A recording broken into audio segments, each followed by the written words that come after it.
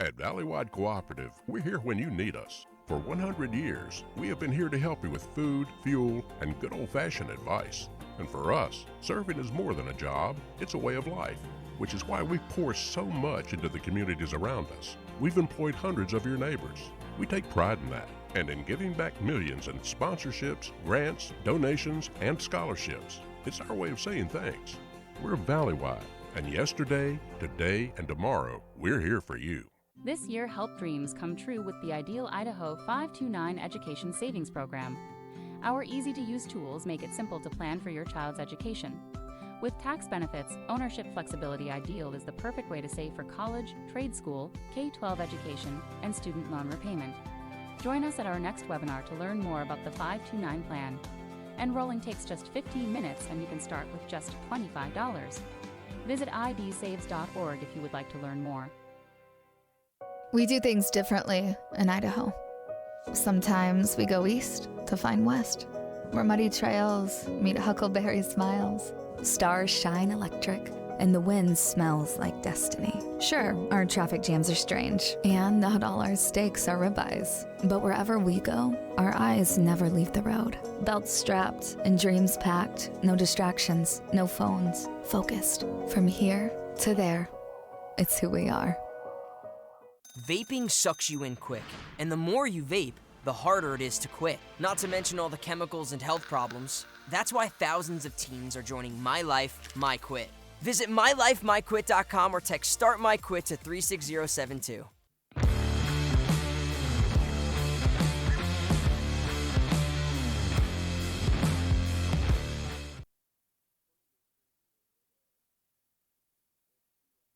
At Valleywide Cooperative, we're here when you need us. For 100 years, we have been here to help you with food, fuel, and good old-fashioned advice. And for us, serving is more than a job, it's a way of life, which is why we pour so much into the communities around us. We've employed hundreds of your neighbors. We take pride in that, and in giving back millions in sponsorships, grants, donations, and scholarships. It's our way of saying thanks. We're Valleywide, and yesterday, today, and tomorrow, we're here for you. Ads like this keep popping up, but I see through the hype because those vape clouds people claim are just water vapor contain as many as 31 different chemicals, like formaldehyde, the stuff they preserve dead bodies with. And while the flavors sound all harmless, we still have no idea what these ingredients could be doing to our bodies. But I already see vaping for exactly what it is. Get the real facts at BehindTheHaze.com.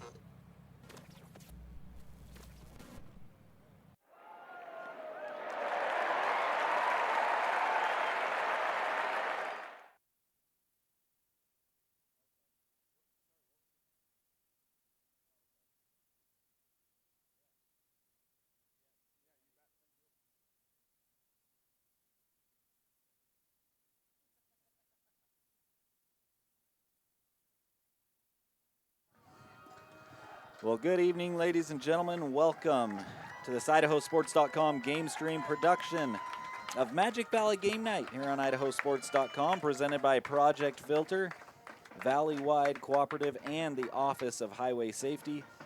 Additional coverage on IdahoSports.com is presented by P1FCU, Lookout Credit Union, and Teton Auto Group. We'll talk about Meridian Plumbing and Lookout Credit Union the most.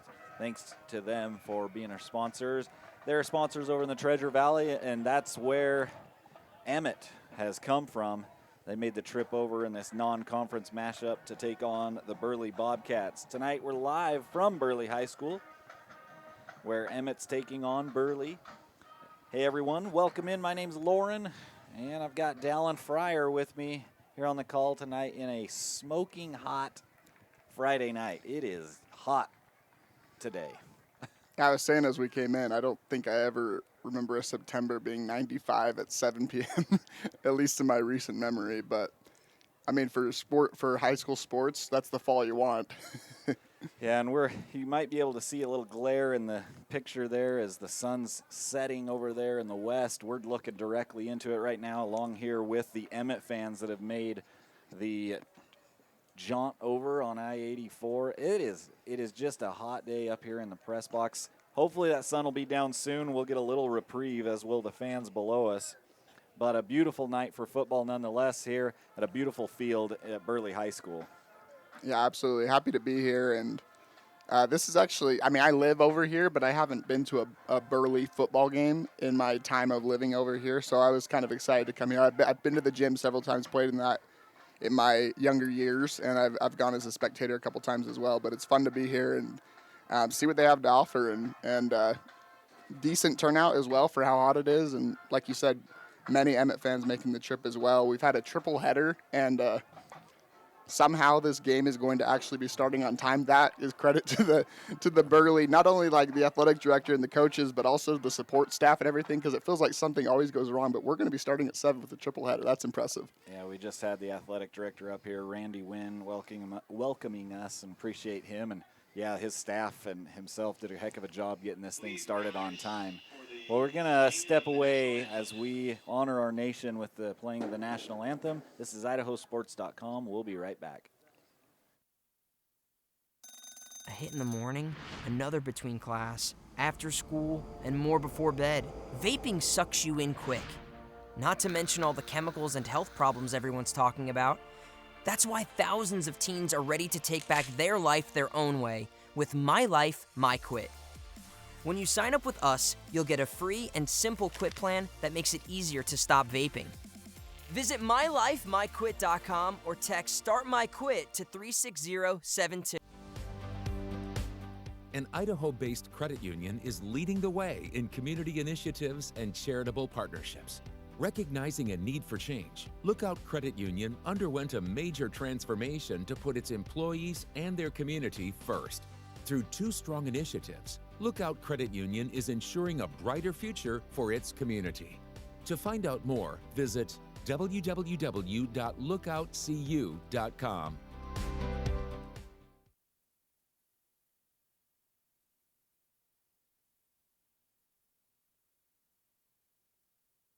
We're Valley-wide Country Store.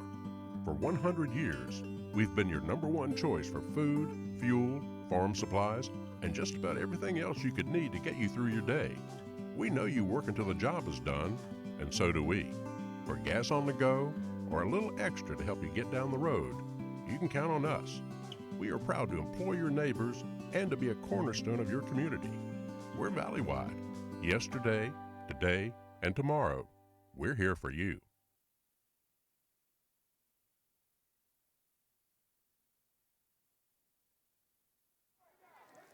Well, welcome back as we're getting ready for the captain's meeting here at midfield.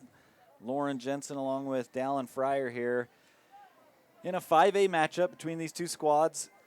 Burley comes in getting a win last week.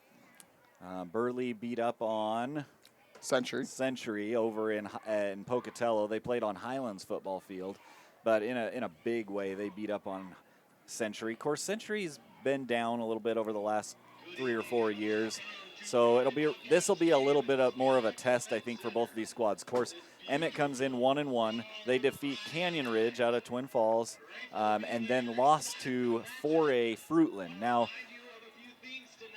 I like the beginning of the season because 4A's had their struggle, or Fruitland's had their struggles too. They had a couple rough seasons, but traditionally Fruitland's been one of the best 4A / I guess previously 3A teams in the state for decades, it felt like.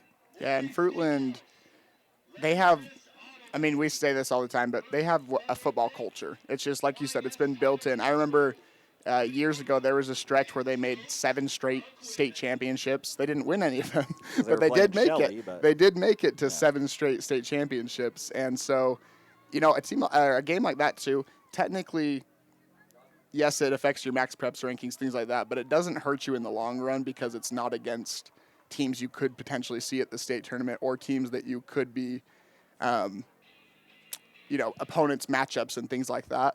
And so, like you said, this week's really important for Emmett, and I think they look hungry and ready to come in. And like you said, Burley, 33-0 last week. That nothing could give you more confidence than a blowout win coming into their home opener. Well, and but back to Emmett, you know, they made the quarterfinals last year in the playoffs. Now, they did lose, as you were talking about the previews for these squads, they lost 2 of their biggest rushers, 3,500 yards of offense lost in those 2 rushers. And so we'll see how the offense looks. You know, the offensive line, they say, is the strength of this team. So can that offensive line open the gaps for the next guy up? Who is the next guy up? Who's going to fill those roles? And so that's what we'll look for with the Emmett Huskies. Of course, Burley down a few players as well, big names from last year as well. Bear. Yeah, Gatlin Bear. Bear, that's a big name, and he was a huge part of the offense. You know, a Division I athlete, arguably one of the fastest high school kids in the country. Well, we send out questionnaires to the coaches at the start of the season, and the Burley coach, this is what he sent back to us was, Gatlin Bear, ... I don't think I need to say anything else. Yeah. And that describes what they lost in him. But he was hurt a lot throughout the lot of last year. And so a lot of these guys got experience and knew what it was like playing without him, which I think actually is going to be a strength for Burley in the long run. Yeah, you only get to play with the guys you have. Last year's guys are gone, and so these teams have to revamp, reset, and you play your best game. Here's the opening kickoff. Burley did win the opening kickoff. They deferred to the second half. That kick goes through the back of the end zone for a touchback. So Emmett will start out with it here. Burley will get the second half opening kickoff. It'll be Emmett 1st and 10 from their 20-yard line. Of course, Emmett over in the Treasure Valley, just kind of over the foothills, over the mountains from kind of the Eagle area. About a 30-minute drive up over the hills and drop into a beautiful valley. Got the Cherry Blossom Festival over there in Emmett. It's always a good time. Handoff right up the middle. First play of the game. Breaking free into the secondary and finally being team tackled out near the 30, but right at the first down markers. And on the carry, trying to find it, it was Lincoln Thane, 5'9", 180-pound junior, number 21, Lincoln Thane. Yeah, and like you said, the offensive line is the strength of this team, and we see on the first play of the game, it's a very tight formation, and this is what you will see from Emmett throughout the night. Yeah, no wideouts. Now a man back into motion, that's 0 Kenyon Carter. They fake the throw to him and then hand it off up the middle. Quarterback is number 7, Ryder, 6 foot, 165-pound senior.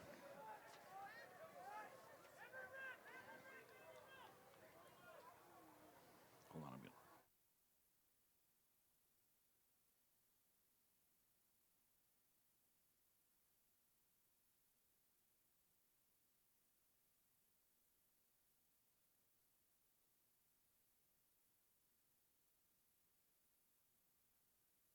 Now breaking free all the way out across midfield for another big first down. Ball carrier number 21, Lincoln Thane. Of course, Ryder Scheibe, quarterback for Emmett, and they're quickly back to their formation. Again, not much breathing room there for anybody on that offensive line or in the backfield. 2 up backs to the right of Scheibe, and then the man in the eye behind him. Now Scheibe's going to drop back into a little pistol formation. Takes it himself right up the middle. And this is what we're going to see, I'm pretty sure. You know, we looked at last year, that was their offense. It was run heavy, run, 3,500 yards from those 2 tailbacks. And it looks like that's the plan here tonight as well. And with that being said, that also means a lot of clock is going to be running when Emmett has the ball. And so if they're able to get an early lead, that's fantastic. But if they're not able to get a lead and build a little bit of a deficit, that starts to play more towards the Bobcats' favor. So we'll have to see as we go throughout the night. 2nd and 7 after that pickup of 3. Ball sitting at the 47-yard line. Scheibe in the pistol. Handoff right up the middle. Room to run out across the 40. Another first down for Thane. And he continues to rack up the yards. And, you know, in the preview it talked about the strength being that offensive line. And right now they're creating gaps for Thane to squirt through. Yeah, Thane obviously a very physical runner as well. But getting through that offensive line into the second level really obviously is going to be an advantage for Thane throughout the night as well. So ball at the 39-yard line. Handoff to Thane again, right behind that offensive line. He breaks free into the secondary, out across the 30, down to the 29-yard line. 1st and 10 again. Number 14 in on the tackle for the Bobcats, and Thane comes off favoring one of his ankles. I wonder if it got rolled up a little bit underneath the pile. That left ankle, he's kind of favoring it as he comes to the sideline. See how that plays in here. And they do say 1st down. So he did get just to the 29, which is where they needed to get for the 1st down.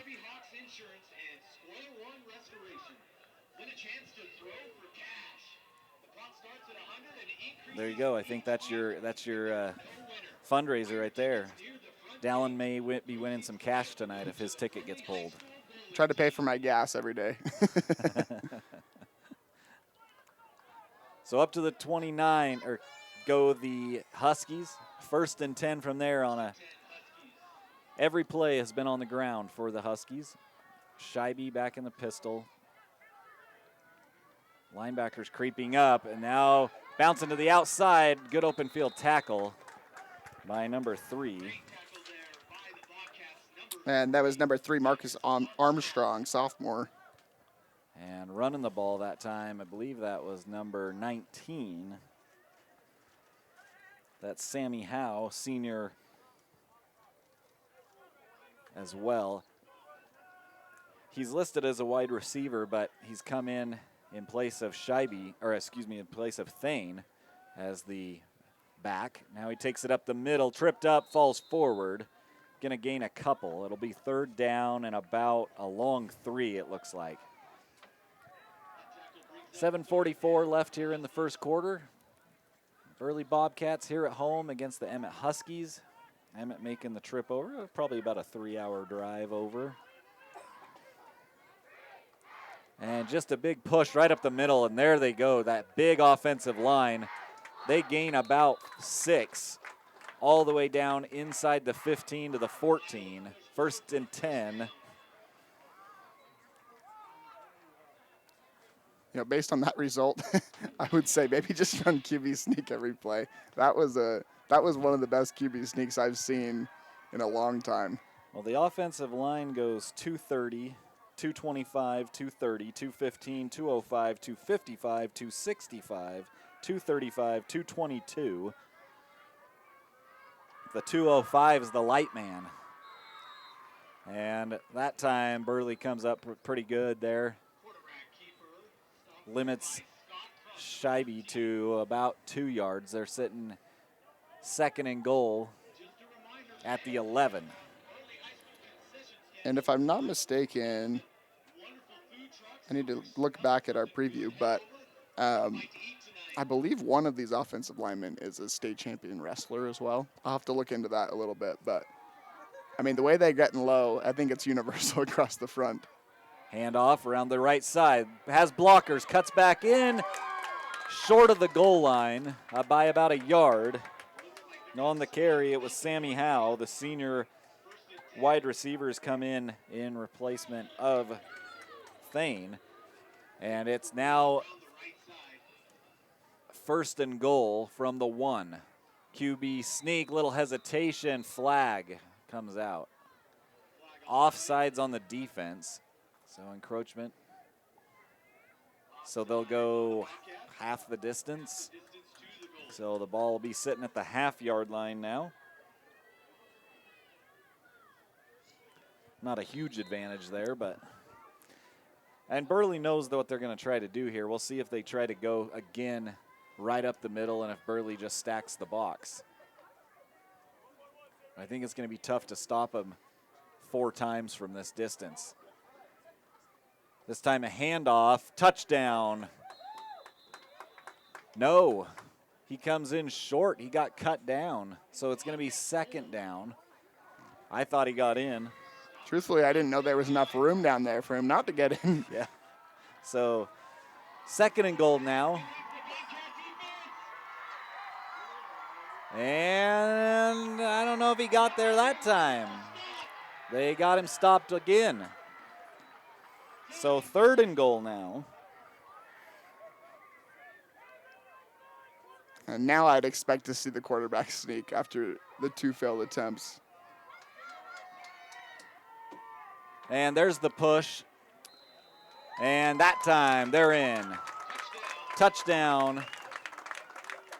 I think it was Scheibe on the straight QB sneak behind that big offensive line. And they make it 6-0. Emmett on top. Here in the first quarter. A lot of time ran off the clock. That was a 7-minute drive nearly. 5:09 left here in the first quarter. All on the ground for the Huskies. And that's exactly what they want to do. That was about as textbook of a drive as they could have ever hoped for. PAT up and good. Knocked in by the kicker. That's number 10 for the Huskies. Darren Ayala. So 5:09 left here in the first quarter. And the Huskies take the early lead, 7-0. Meridian Plumbing is the Treasure Valley's top choice when it comes to your plumbing needs. For 40 years, Meridian Plumbing has been serving new home builds and remodels, farms and businesses across the Treasure Valley. After your first service call with Meridian Plumbing, it will be easy to see why thousands of customers return year in and year out for all their plumbing needs. And just when you thought it couldn't get any better, Meridian Plumbing offers a no-charge dispatch fee. The search for your permanent plumber is one call or one click away, and that is to Meridian Plumbing. Choose the safe local plumber. Choose Meridian Plumbing. If you've ever had to call a plumber, that free dispatch charge, that probably saves you $85 to $100 right there. Unfortunately, I have had to call a plumber a few times too, and it's not the greatest feeling, but like you said, if you can find any type of discount, that is a win. Short kick taken at the 20. Return up the middle, gets to the 30 and no further. That's where Burley will take over. On the return, it was number 11. Kendricks. Noby? I think it's Noby, yep. Kendricks Noby, senior for the Burley Bobcats. And we'll see their offense for the first time out on the field. Quarterback back there, number 12 for the Bobcats. That's Mac Jensen. And he'll reset everybody. Three wideouts actually for the Bobcats. A little bit more of a spread offense here for the Bobcats. Back in the gun. First play going down the sideline, overthrows everybody. Intended receiver was number 7, Cove Thompson. And yeah, you're going to see the dichotomy of these two offenses with just the ground and pound and ground game with Emmett. And Burley likes to throw it up a little bit, go down the field. Yeah, and ever since head coach Cameron Anderson took over, that's all they've done. They also go fast. You can see her. They're up to the line within 10 seconds, even on an incomplete pass. Handoff this time to the running back, and that's number 2, Bodie Coombs. Coombs tries to get around that far right corner, picks up a couple yards, it looks like, maybe 3. It'll be third down. Third down after the incomplete pass. 3rd and 6, well, 3rd and 7, really. As again, now the 2 wideouts are to our near side. Man in motion is Coombs. Back to pass. They throw a little inside receiver screen, but it's covered beautifully. Actually probably lost a yard. Cash Brown with the tackle. It was Cove Thompson with the reception. And so now right away, you had a 7-minute sustained touchdown drive from the Huskies. And within 1 minute, Burley's punting away. Except they do not punt. Burley typically does not use their special teams at all. In the past, from at least my experience in the last few years since Coach Anderson got here, they will not punt and they will onside kick. Yeah. And that is, it's a good point. I think they were going to go for it. It looked like there was a false start by Burley. That's going to back him up 5 more yards, and now maybe the punt crew. They did switch out a lot of guys after that play. We'll see. Yeah, I think it's coming. Now they're going to drop back and punt. It's 4th and about 12 or 13. And they will punt it away. Good end-over-end punt. And that drove the return man all the way back. He picks it up at his own 5. Trying to make a move inside. Not going to get back to the 20. So a great punt. All the way down inside the 20 to about the 17-yard line. It'll be 1st and 10 for the Huskies. And I think your call of it being a punt before it was a punt is definitely what they should have done based on the result right there. Yeah. Yeah, that was a great, it took a beautiful bounce too, a nice end-over-end punt that took a great bounce for the Bobcats. The return man chased it down but had to go back inside his own 5. And it feels like more and more we're getting back to the quarterbacks or the punters. We've seen that from Minico as well. We saw it from Burley now, and I feel like that's just starting to become more of a thing because it opens more of a threat in the long run on any short yardage plays as well. All by himself. Now the man comes into the backfield, and the handoff does go to him. That's number 8, the ball carrier, and doesn't look like he's going to get much there for Emmett. That's Nesson Carell.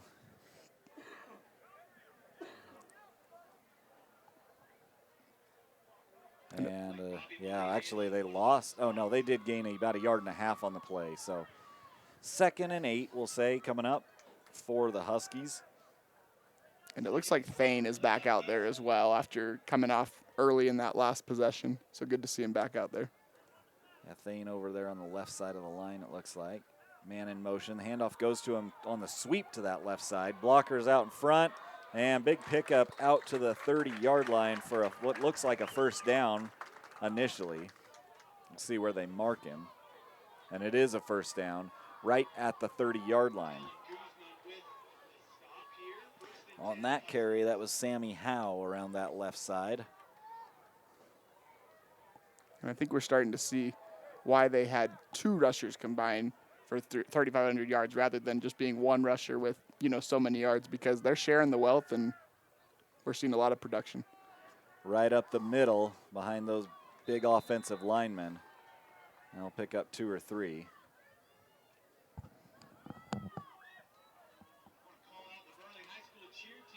Ball, and going to get 2. Ball at the 32-yard line. 2nd and 8 coming up as the clock continues to run here in the first quarter. 2 minutes, 15 seconds left here at Burley High School. And just cannot wait for that sun to go down behind the trees over there.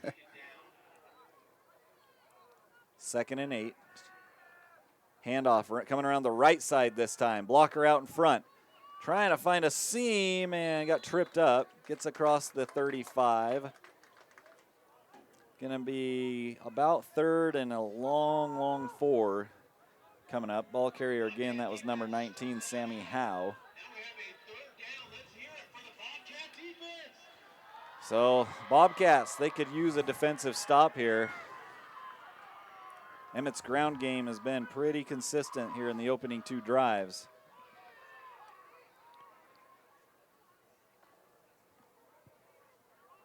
So 3rd and 5.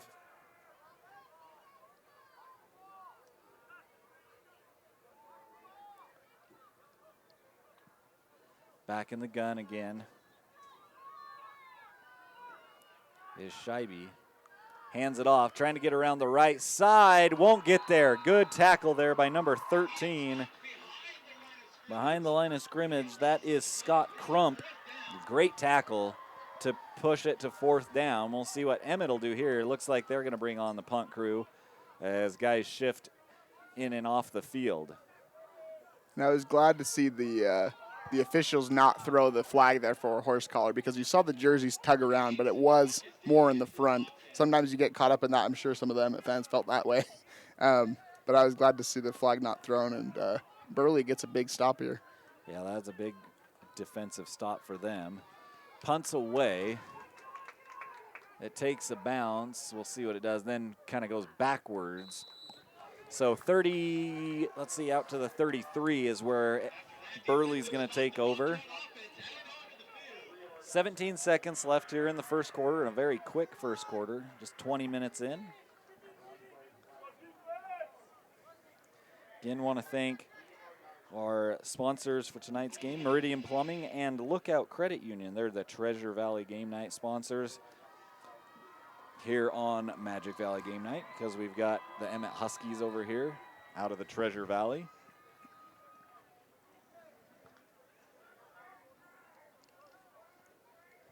As a kid, like I said, I only grew up like 10, 15 miles from Emmett. We used to drive to Emmett. It was bigger than New Plymouth. At that time, Emmett was still fairly small, though, but they had a grocery store.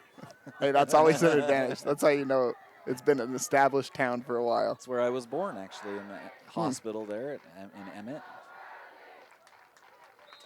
Handoff. Up the middle goes ball carrier number 2. That's Bodie Coombs. He gets a couple out to the 35-yard line. 2nd and 8. And that's the end of the quarter, so we'll make the big switch, go to the other end. It's the Emmett Huskies leading 7-0 over the Burley Bobcats here at the end of the first quarter. I want to thank Meridian Plumbing again. They're the Treasure Valley's top choice when it comes to your plumbing needs. For 40 years, Meridian Plumbing has been serving your new home builds and remodels, farms, and businesses across the Treasure Valley. After your first service call with the Meridian Plumbing, it will be easy to see why thousands of customers return year in and year out for all their plumbing needs. And just when you thought it couldn't get any better, Meridian Plumbing offers a no-charge dispatch fee. The search for your permanent plumber is one call or one click away, and that is to Meridian Plumbing. Choose the safe, local plumber. Choose Meridian Plumbing. Huge thanks to them again, as well as Lookout Credit Union. Thanks to you, all of you, for joining us on Magic Valley Game Night here at Burley High School in a hot September evening. As we go into the weekend, it's been cool over the last 10 days or so, but it's just consistently gotten hotter into the weekend, culminating in today's 90 to 95 temps. Little screen pass over the middle of the tight end, lots of room to run, and now it's a foot race down the far sideline. One man to beat. And he got him, I think, just before the pylon. A huge run after the catch. It was the number 87, Tucker Alvey, the tight end, and he got all the way down to about the 2-yard line. The safety with the angle on him finally got him. So 1st and goal at the 2. Quarterback keeper. Into the end zone, touchdown Burley. And there's the difference in the offenses. Emmett with the sustained drive and touchdown, Burley the quick strike. And just like that, it's 7-6 on the first 2 plays of the second quarter. And that screenplay, I loved the play design. As the quarterback looked right, he completely sold it and set up his tight end for a long gain leading to the touchdown. And that's textbook Burley, like you said.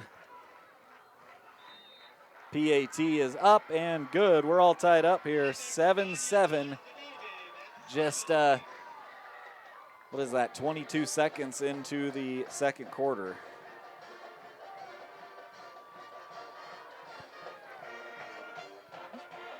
We're going to step away for a quick break. We'll come back. This is IdahoSports.com.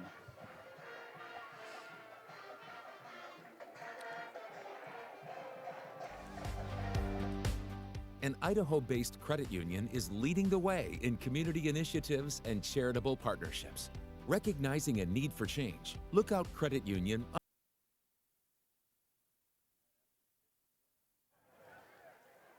After the kick return out to the 37-yard line, 1st and 10 for the Huskies. Good kick return. After a big, about a 60-yard touchdown pitch and catch for the Bobcats that put them in place for a 2-yard touchdown run. Handoff to number 21. Got a couple. It's going to be second and about 8. That is Thane on the run.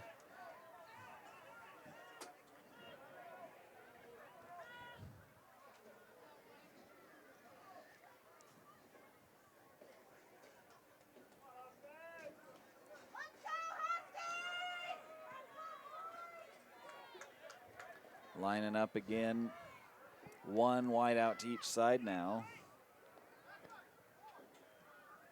Man in motion across and then back into the backfield.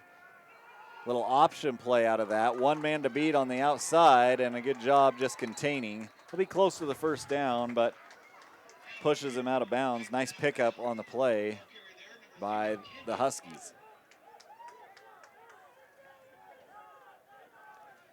It's a lot of moving parts on that play, and then to end up in the option out of it.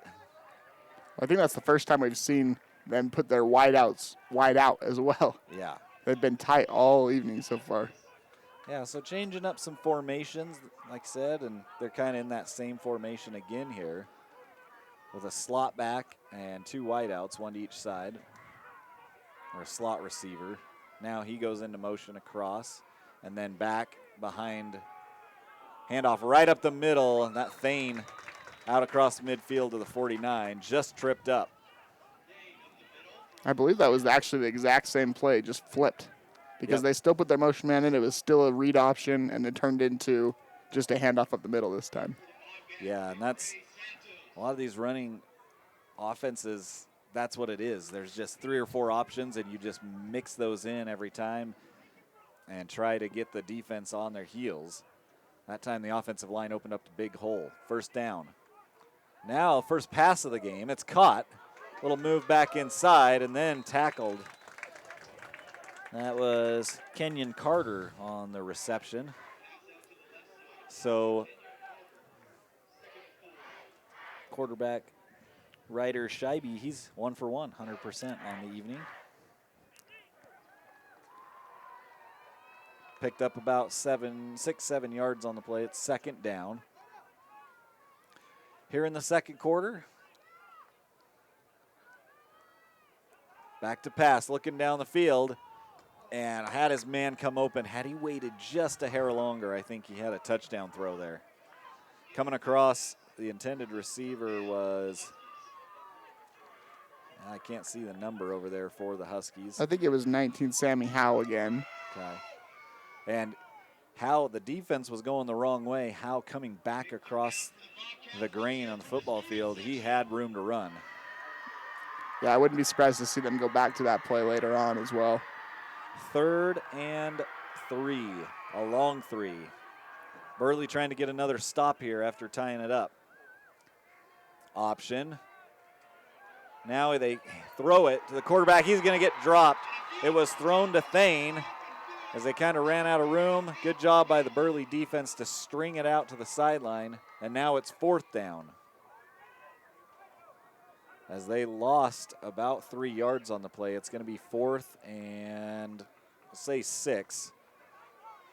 Ball sitting at the 46-yard line. I don't believe that was supposed to be a pass play. But Scheibe kind of got caught behind his running back. Yeah, I think it was more of an option setup, but with the pressure from the defense, yeah, it kind of changed that play. He'll just pooch punt it. Nice punt, high up in the air. Takes a good bounce for the Huskies down to the 11-yard line. So another defensive stop by Burley, and they'll get the ball back with 8:43 left here in the second quarter. And I like that play call as well, because if something's there, you can always change the play. But obviously, field position battle, especially the way that Burley plays fast, you want to put them as deep as possible, make them make mistakes. So we finally can start to feel the temperature coming down here a little bit. It's reprieve over here for the Emmett fans and for us. Looking right into the sun for the last 30 minutes.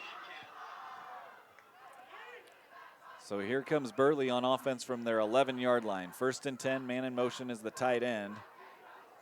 Kind of a keeper up the middle by the quarterback. That is Mac Jensen, the senior quarterback. And he'll pick up 3 or 4, 2nd and a long 6 for the Bobcats.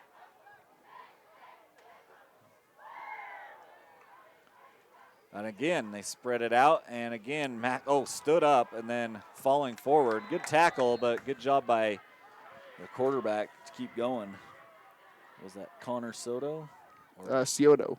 Cioto, excuse me. Nice job just standing up. Mac Jensen. So 3rd and 1. In fact, he stopped him from getting a first down, so nice tackle there. And in motion across. They hand it off this time. 1st down and more. Out across the 25. Ball carrier that time, number 2, Bodie Coombs. And a 1st down for Burley.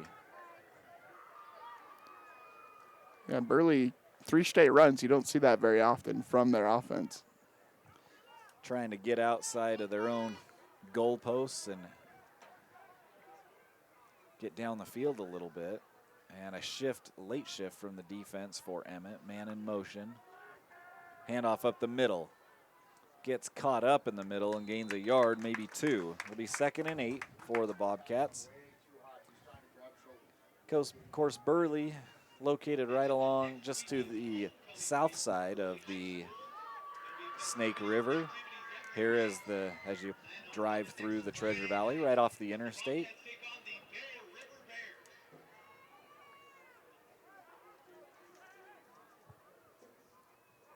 And Emmett sitting over by the Payette River. Coming off out of Black Canyon Reservoir. Looking downfield again. Oh, and that's picked off, pretty sure. Yes, the big man in the middle stayed right with the screen man. I don't know how you miss him. Number 69 for the interception. That's Nicholas Woodward, 6 foot 265, and the big man's got soft hands, picked it off. Probably that's his first career interception, I would bet. Ever. Not even backyard football. Well, and that was the exact same play Burley ran last possession that got them 60-plus yards on, and obviously that time Woodward was like, this ain't happening again. And Woodward pumped down there as he forces the first turnover of the ball game with an interception. A good field position now for Emmett. Handoff up the middle. It's Thane. Thane, running room. Tripped up, falls forward to the 16-yard line. Lincoln Thane banged up early in that first quarter, came off limping, but he's been back in there after only missing really the rest of that series. 6:14 left here in the first half. All tied up. It was a long 7-minute drive from Emmett, and then a quick strike in about a minute for the Bobcats. Handoff again to Thane up the middle. Thane still on his feet, inside the 10 to the 9. It'll be 1st and goal for the Huskies. Ground and pound. That's all I can say. Ground and pound. Trust your linemen. And this type of offense, too, you talked about it with the option, but just in general, you can tell that there's a reason 4 offensive linemen have honors. Last season, they gained honors because they clearly know assignments. That's really all they need to do in blocking, and they're just clearly showing it tonight. Handoff again up the middle. Not much, maybe a yard there on that play.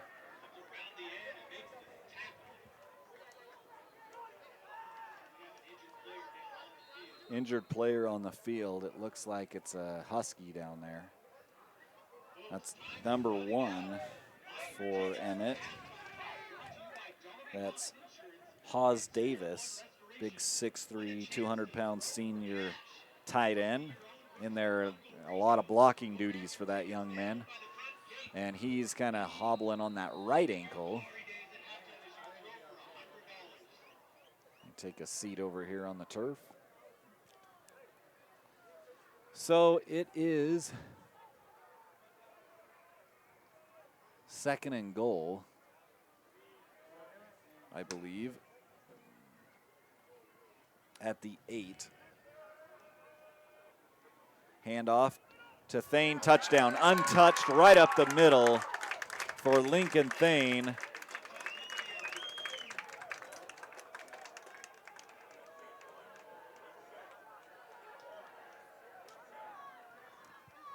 And it's now 13-7. The Huskies on top. Yeah, credit that to the left side of the offensive line. That was that was as big of a hole. I think I could have walked through that hole.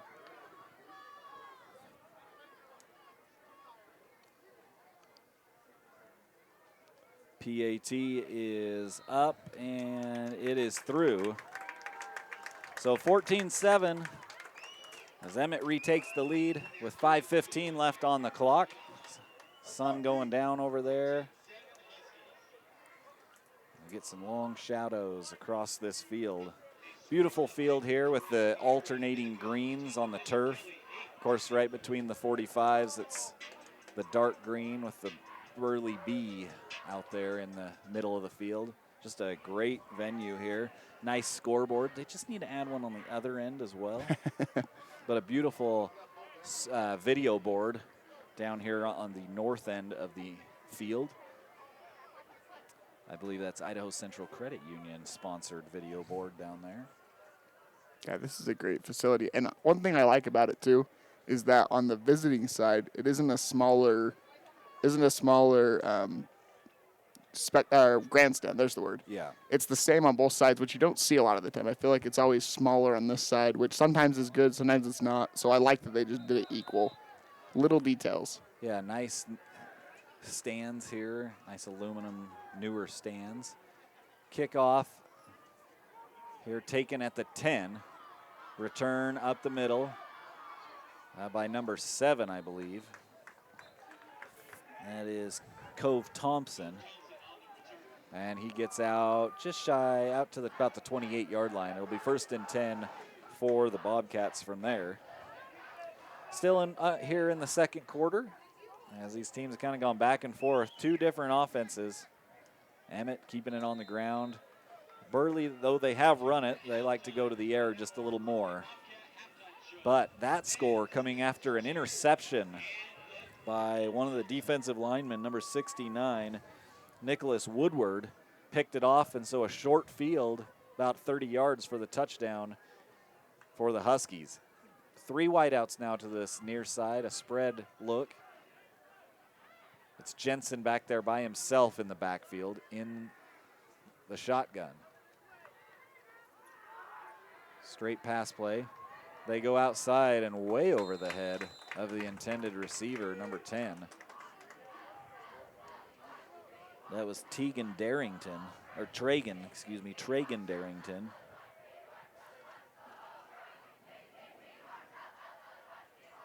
After the incomplete pass, it's 2nd down. 5:03 left here in the first half. Thanks for joining us on Magic Valley Game Night here on IdahoSports.com. Tonight's game night sponsored by our Treasure Valley sponsors. On the run, good run out across the 40 to the 41 for a 1st down. Of course, our Treasure Valley game night sponsors are Meridian Plumbing and Lookout Credit Union. Looking to see if there's any flags on the field because the officials blew it dead. I don't see any, though. Little discussion from the back judge and the umpire, it looked like. So a targeting penalty. There was a flag that came in. A targeting penalty. No, did they? I thought for a second he waved it off, but he did not. Targeting penalty on Emmett at the end of that play. So that'll tack on 15 yards and put Burley across midfield to the 44-yard line, where it'll be 1st down.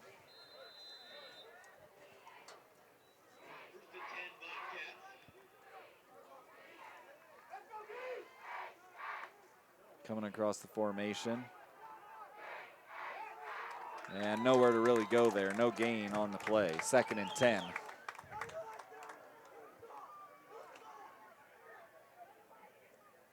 Yeah, and really one of the first times we've seen the Emmett defensive line get into the backfield of the Bobcats. We talked about the offensive line a lot for Emmett, but we haven't talked as much about Burley. They've done a good job tonight as well. They have, protecting quarterback and allowing room to run. Around that sweep on that left side, ball carrier's number 4 gets down across the 40 to probably about the 39-yard line. That is Mark Loveland on the carry. So 3rd and 5 upcoming for Burley. 3:56 and counting on the clock for the Bobcats here in the first half. They will get the opening kick in the second half as well, so they could go score and get the ball back in the second half. Little hesitation and run from Jensen. Jensen, first down and more, gets all the way down near the 20. First down for the Bobcats.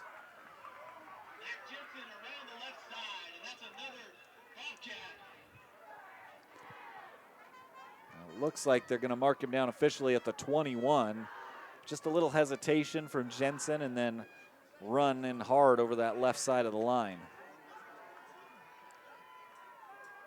This time it's the running back into the end zone, touchdown. Number 2 on the carry, that's Bodie Coombs. 21 yards for the touchdown. And Burley a PAT away from tying this back up. Again, the offensive line, I mean, it was basically the exact same touchdown that Emmett just had, just on the other side of the field. Basically untouched, went right up the middle, and as an offensive line coach, you got to smile and point that play out whenever you need to give your guys motivation. Isaac Magana on for the PAT. PAT is up, and it is through. So we're all tied up, 14-14 with, well, it says, well, they gave the PAT to the wrong team there. 3:17 left. The scoreboard shows 15-13. That's not correct. It's 14-14, all tied up here with 3:17 left in the half. Plenty of time here, though, for Emmett. They are a ground and pound offense, so that, that doesn't bode well with just 3 minutes left, but all that you have to do is break one tackle and you're in the end zone.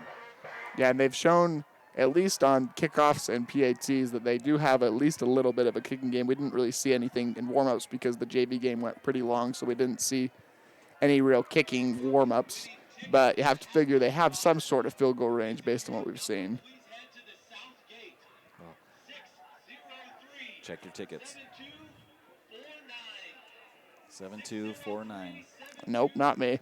It's disappointing. That's okay.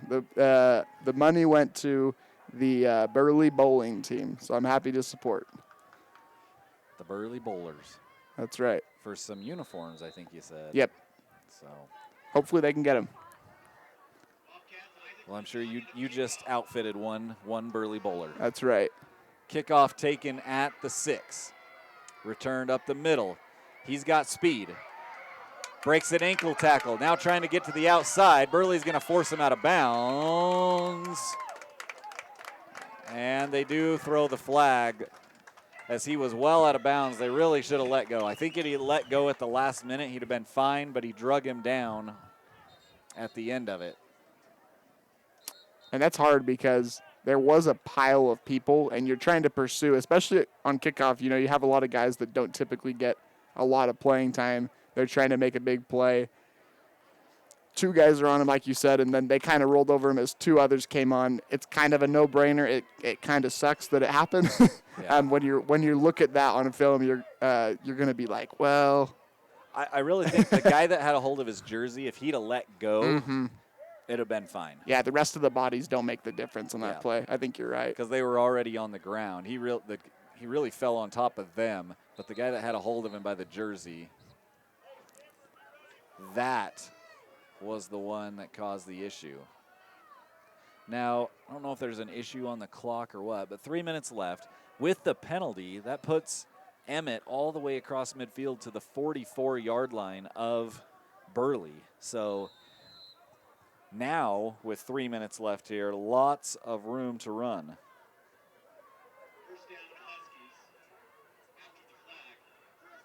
They really couldn't have started any better of a drive for the Huskies. Yeah, just 44 yards to go, man. Everybody, that was a dead play. The offensive line never moved. And then Scheibe just got lit up because there was no blocking. The only guys that moved was the center snapping it and Scheibe because he got the ball. And that's the type of play that really hurts these running offenses too, because first down, they're almost guaranteed 3 yards if they just run the play correctly. Yeah, and instead they lose 6 or 7. So 2nd and long now. Back to pass this time to the outside, and he threw it back inside for the intended receiver, and that was incomplete. Again, that's Kenyon Carter, and I tell you what, Carter, he's been on return as well. That kid's got some speed. If he gets the ball into the open, he's going to be tough to catch. So now 3rd and long.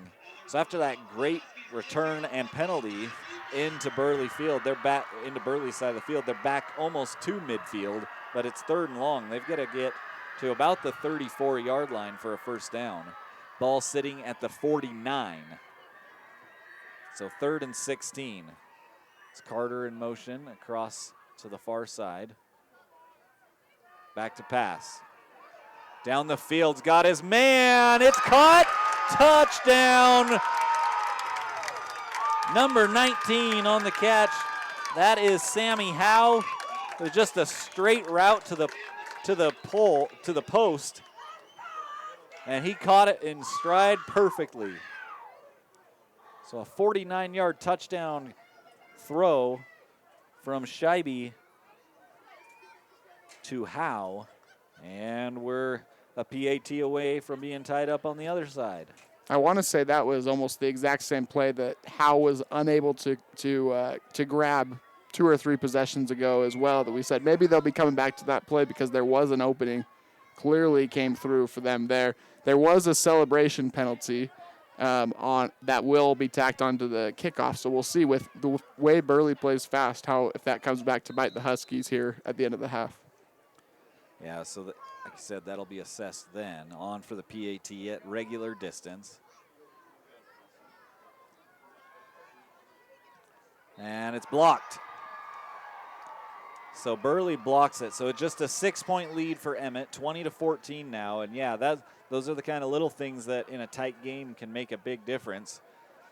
Those penalties, that penalty will be tacked onto the kickoff. It'll give Burley a little better field possession theoretically. With 2:12 left here in the first half.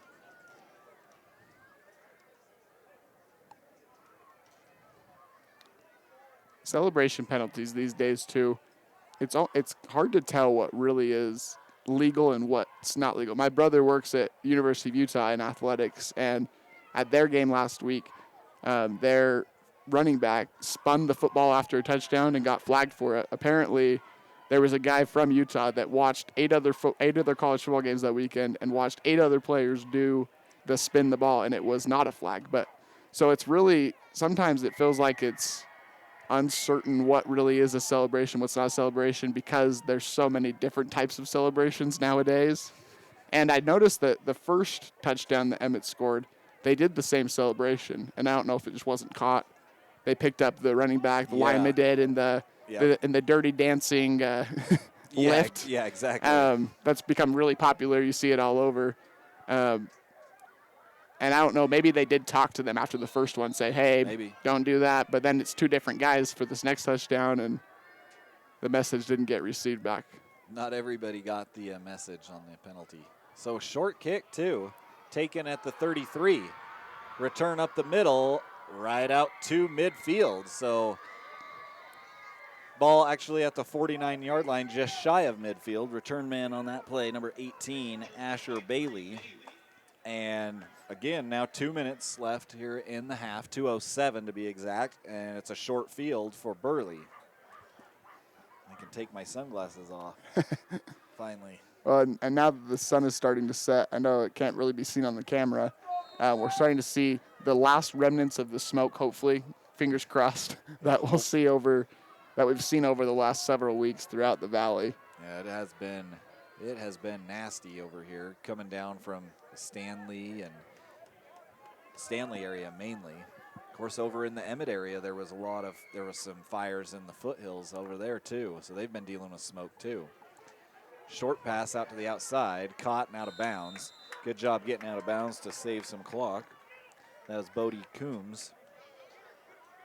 And still picks up about 7 yards too. It'll be 2nd and 3. Ball sitting right at the 44-yard line.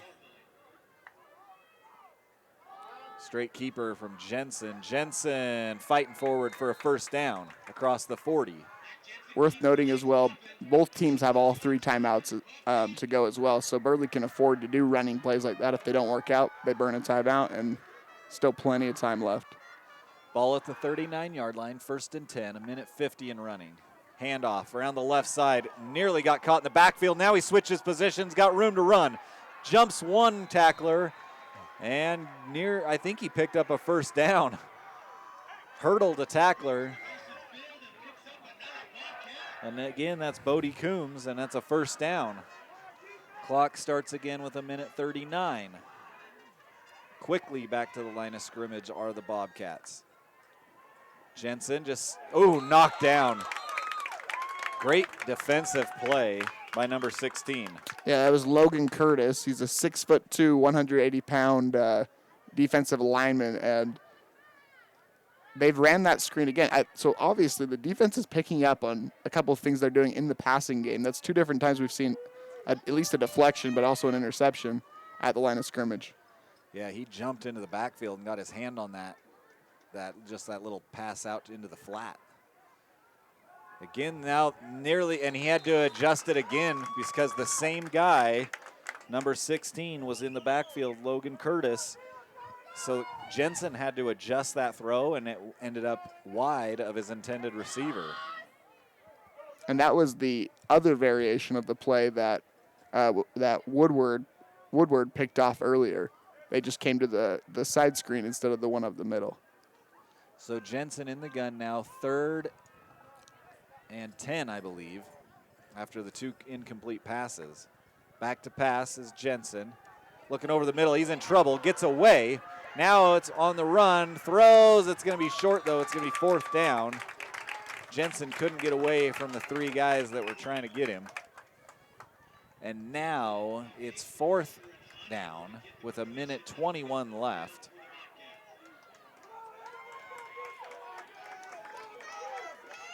And you know they'll go for it here.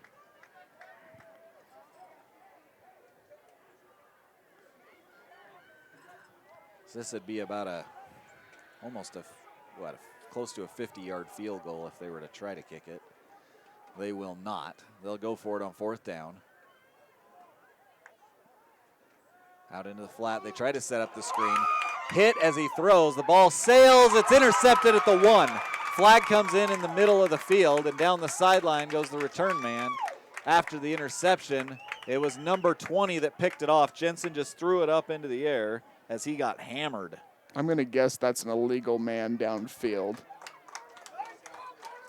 Lucas Alvarado, the man who picked it off, it is an ineligible receiver downfield. You called it on Burley. It's declined, and Burley will end up the 2nd interception of the night. Ball returned out to the 18-yard line by the Huskies. One of those that if the ball got batted down, they would have had better field position than an interception, but not nearly as exciting. Yeah, and it doesn't show up on his stat as an interception for Alvarado. That's right. That's one of those, maybe like in the state playoffs, you make that play. But at this point in the season, you love to see it. So Emmett back out onto the field on offense with, I think that says 1:11. very tight ones on the scoreboard. Maybe it's not even a minute. I don't know. They're almost in a victory formation, but not I formation without the lead back right up the middle. And now a timeout taken by, well, I thought, yes, a timeout taken by Burley with 1:05 left on the clock. We'll take this timeout. We're going to step away, thank one of our great sponsors. This is Magic Valley Game Night on IdahoSports.com.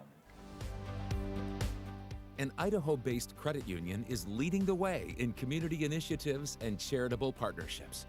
Recognizing a need for change, Lookout Credit Union underwent a major transformation to put its employees and their community first. Through 2 strong initiatives, Lookout Credit Union is ensuring a brighter future for its community. To find out more, visit www.lookoutcu.com. Yeah, I know a little something about myths. Like the myth that speeding isn't dangerous. Oh, and that myth you can tailgate at a safe distance. Or that you could safely weave in and out of traffic. Don't be fooled by myths. You'll get yourself into a hairy situation. Stay focused on the road. Be a legend like me. Have you heard the one about Charlie over at Pay Lake? Welcome back after the timeout. A pass off the fingertips of the intended receiver, Logan Curtis, the tight end. He had some room to run, too. Would have probably picked up at least 30 yards on the play.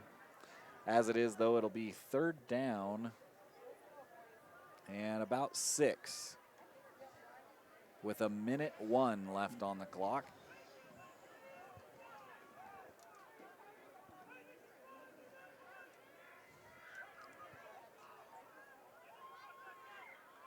Handoff right up the middle. Being drugged down is Thane from behind. He gets stood up, and down goes everybody with the pile. Ball came loose, but well after, and then a penalty looks like going to go against Burley after some guys got tied up, and he knocked somebody to the ground. Just some mistakes here from the Bobcats. Burley pleading his case, but I don't know really what you could say there. I think that was gamesmanship by Scheibe there. Probably. I think like he wasn't doing anything wrong necessarily, but he got caught on the defender and was trying to get off, but he was really taking his time. I think just kind of seeing like, whoa, something could happen here. It's 3rd and long. Like we're going to pass the ball over, and ended up working out for that, if that was the case. If not, like you said, this is their we've seen a couple of these penalties throughout the night now, 15-yard penalties, I think, on both sides of the ball. Well, if nothing else, Burley has to be a little more disciplined here. Down a touchdown right at the end of the half. You're just down 6. You cannot give Emmett any easy opportunities here with under a minute to go. Scheibe back in the gun. It's 1st and 10 from the 40. Handoff up the middle. And Thane carries it out all the way out to the 47. 2nd and 10, or 2nd and 4 now. Quickly to the line. Handoff again up the middle. Thane stopped short. He's going to be down to the 49. It'll be 3rd and 2. Timeout taken by the Huskies.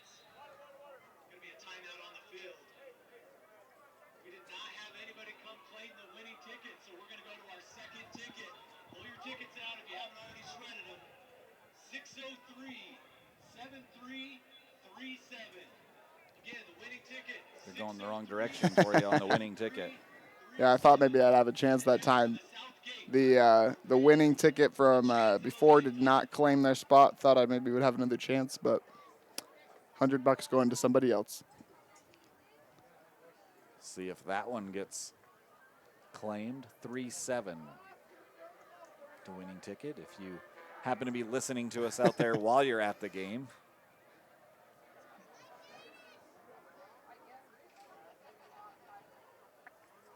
And I'll be interested to see, with 32 seconds on the clock, if they are not able to get this 3rd and short, and it stays 4th and 1, 4th and 2 if they punt. Or, I mean, it's 50 yards with 30 seconds left. I think Burley's only spent 1 timeout, so they have 2 timeouts left. I would figure they'll punt, but Do you think they'll take a shot here on 3rd and short? if they're going to go for it on 4th down, yes. I would say so. They line up with a couple wideouts. Scheibe's back in the gun with a man on his left. I believe that's Thane. He does roll out to his left. They do throw it. It's caught for a 1st down out to the 42-yard line. So the clock will stop momentarily as they reset the chains. And the ball gets reset. And now it looks like they did immediately call a timeout, did Emmett. So 27 seconds left. Ball at the 42-yard line, 1st and 10. Thanks for joining us here on IdahoSports.com. Idaho's leader in online high school sports. And it's not just broadcasting. I know that's what we do, and sometimes that's the big visible thing. But if you're on the site, you need to take a look around. We've got scores, schedules, rankings. There's articles. There's all the prep casts that you can go back and watch. And those prep casts are live each week that you can watch those as well on whatever your favorite streaming platform is, podcast platform. Got previews for all the schools for the fall sports. There's just all the rankings, the schedules and records. Check those out and thank the sponsors on there. There's a lot of boosters on each of probably your school's favorite page. And if you'd like to be one of those, just contact us at sales@IdahoSports.com. That ball thrown incomplete behind the intended receiver. Number 11 for Burley got a hand on it. That's Kendrick's Noby.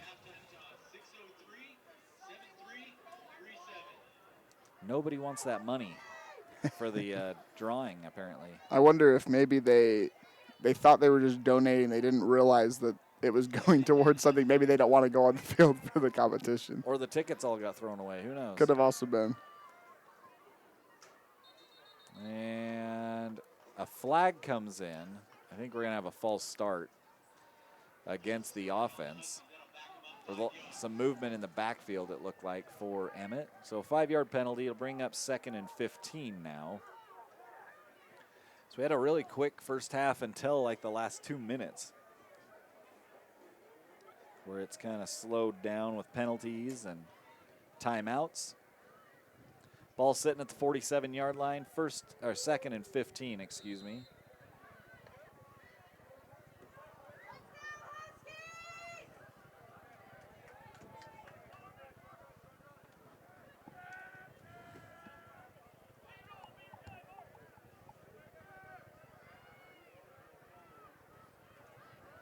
Emmett with it.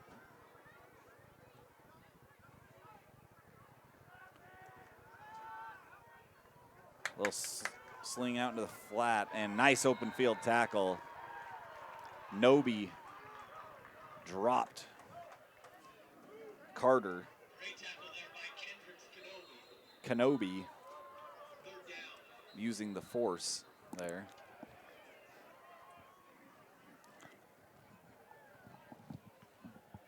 And another timeout taken. 3rd and 12 here at the end of the first half. A tight game here, 20-14. Emmett on top of Burley. 6 seconds left on the clock. We'll see what Emmett decides to do here with their final play of the game, or of the half, excuse me. Yeah, for how fast the first half has gone, this last minute has been really long between all the timeouts. So last week there was a lot of football on IdahoSports.com with the Rocky Mountain Rumble. So not as many games, just because, what was that, 8 games between Friday and Saturday in the ICCU Dome there at Pocatello at ISU's campus. But still a lot of games on slate here tonight. We've got 5 or 6 going on the site, so if you want to kind of click around and watch some of those, you're welcome to it. 3rd and 12. Back to pass. 6 seconds on the clock. Rolling left. Scheibe on the run. Scheibe spun out of bounds and trying to hold him up, really. I don't think you're going to get a penalty on that one because he was trying to hold him up off the ground.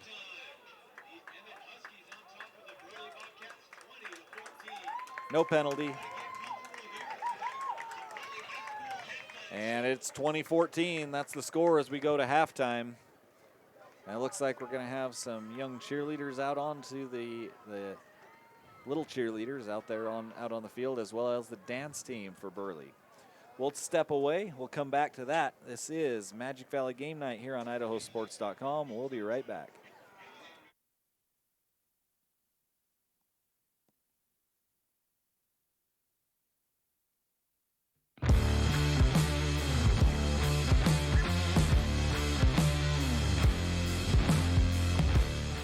At Valleywide Cooperative, we're here when you need us. For 100 years, we have been here to help you with food, fuel, and good old-fashioned advice. And for us, serving is more than a job, it's a way of life, which is why we pour so much into the communities around us. We've employed hundreds of your neighbors. We take pride in that, and in giving back millions in sponsorships, grants, donations, and scholarships. It's our way of saying thanks. We're Valleywide, and yesterday, today, and tomorrow, we're here for you. This year, help dreams come true with the Ideal Idaho 529 Education Savings Program. Our easy-to-use tools make it simple to plan for your child's education. With tax benefits, ownership flexibility, Ideal is the perfect way to save for college, trade school, K-12 education, and student loan repayment. Join us at our next webinar to learn more about the 529 plan. Enrolling takes just 15 minutes and you can start with just $25. Visit idsaves.org if you would like to learn more. We do things differently in Idaho. Sometimes we go east to find west, where muddy trails meet huckleberry smiles. Stars shine electric, and the wind smells like destiny. Sure, our traffic jams are strange, and not all our steaks are ribeyes. But wherever we go, our eyes never leave the road. Belts strapped and dreams packed, no distractions, no phones, focused. From here to there, it's who we are. Vaping sucks you in quick, and the more you vape, the harder it is to quit. Not to mention all the chemicals and health problems. That's why thousands of teens are joining My Life, My Quit. Visit mylifemyquit.com or text Start My Quit to 36072.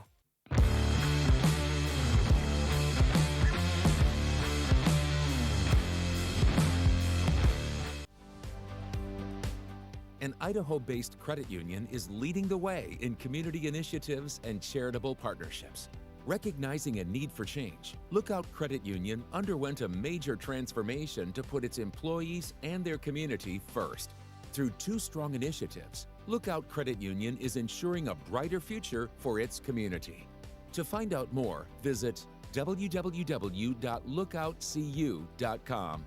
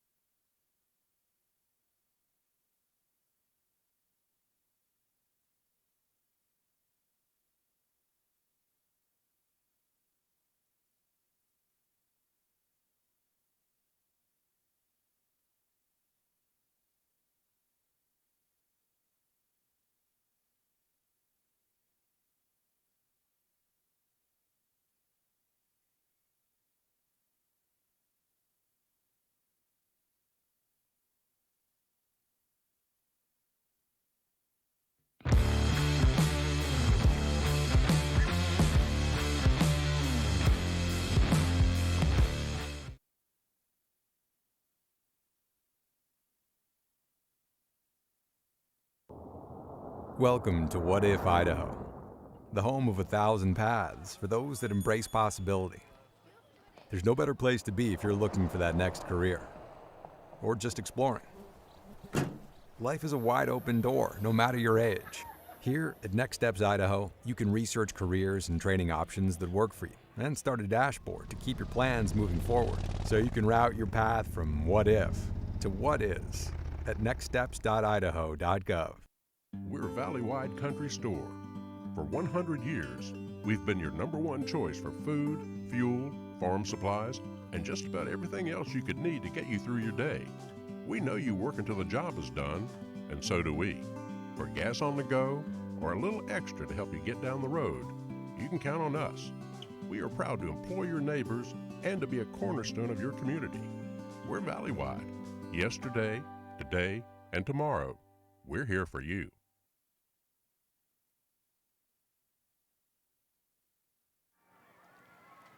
Welcome back. We're at halftime here. As you see the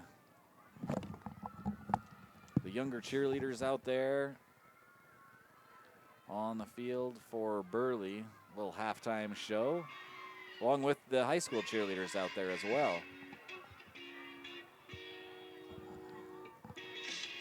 20 to 14, excuse me, our halftime score. Emmett leading. Emmett forced 2 turnovers. They capitalized on 1. Had a short field, and really the other one stopped a scoring drive right there at the end of the first half. Burley was trying to go down and tie it up, threw an interception, picked off at the goal line. The other one, though, big number 69 for the Huskies, that was Nicholas Woodward, picked it off right in the middle at about the 30-40-yard line, and within a couple of plays, Burley scored to take the lead 20 to 14. Other than that, really the only miscue from Burley per se has been the missed PAT that got blocked. They haven't had the penalties like Burley's had.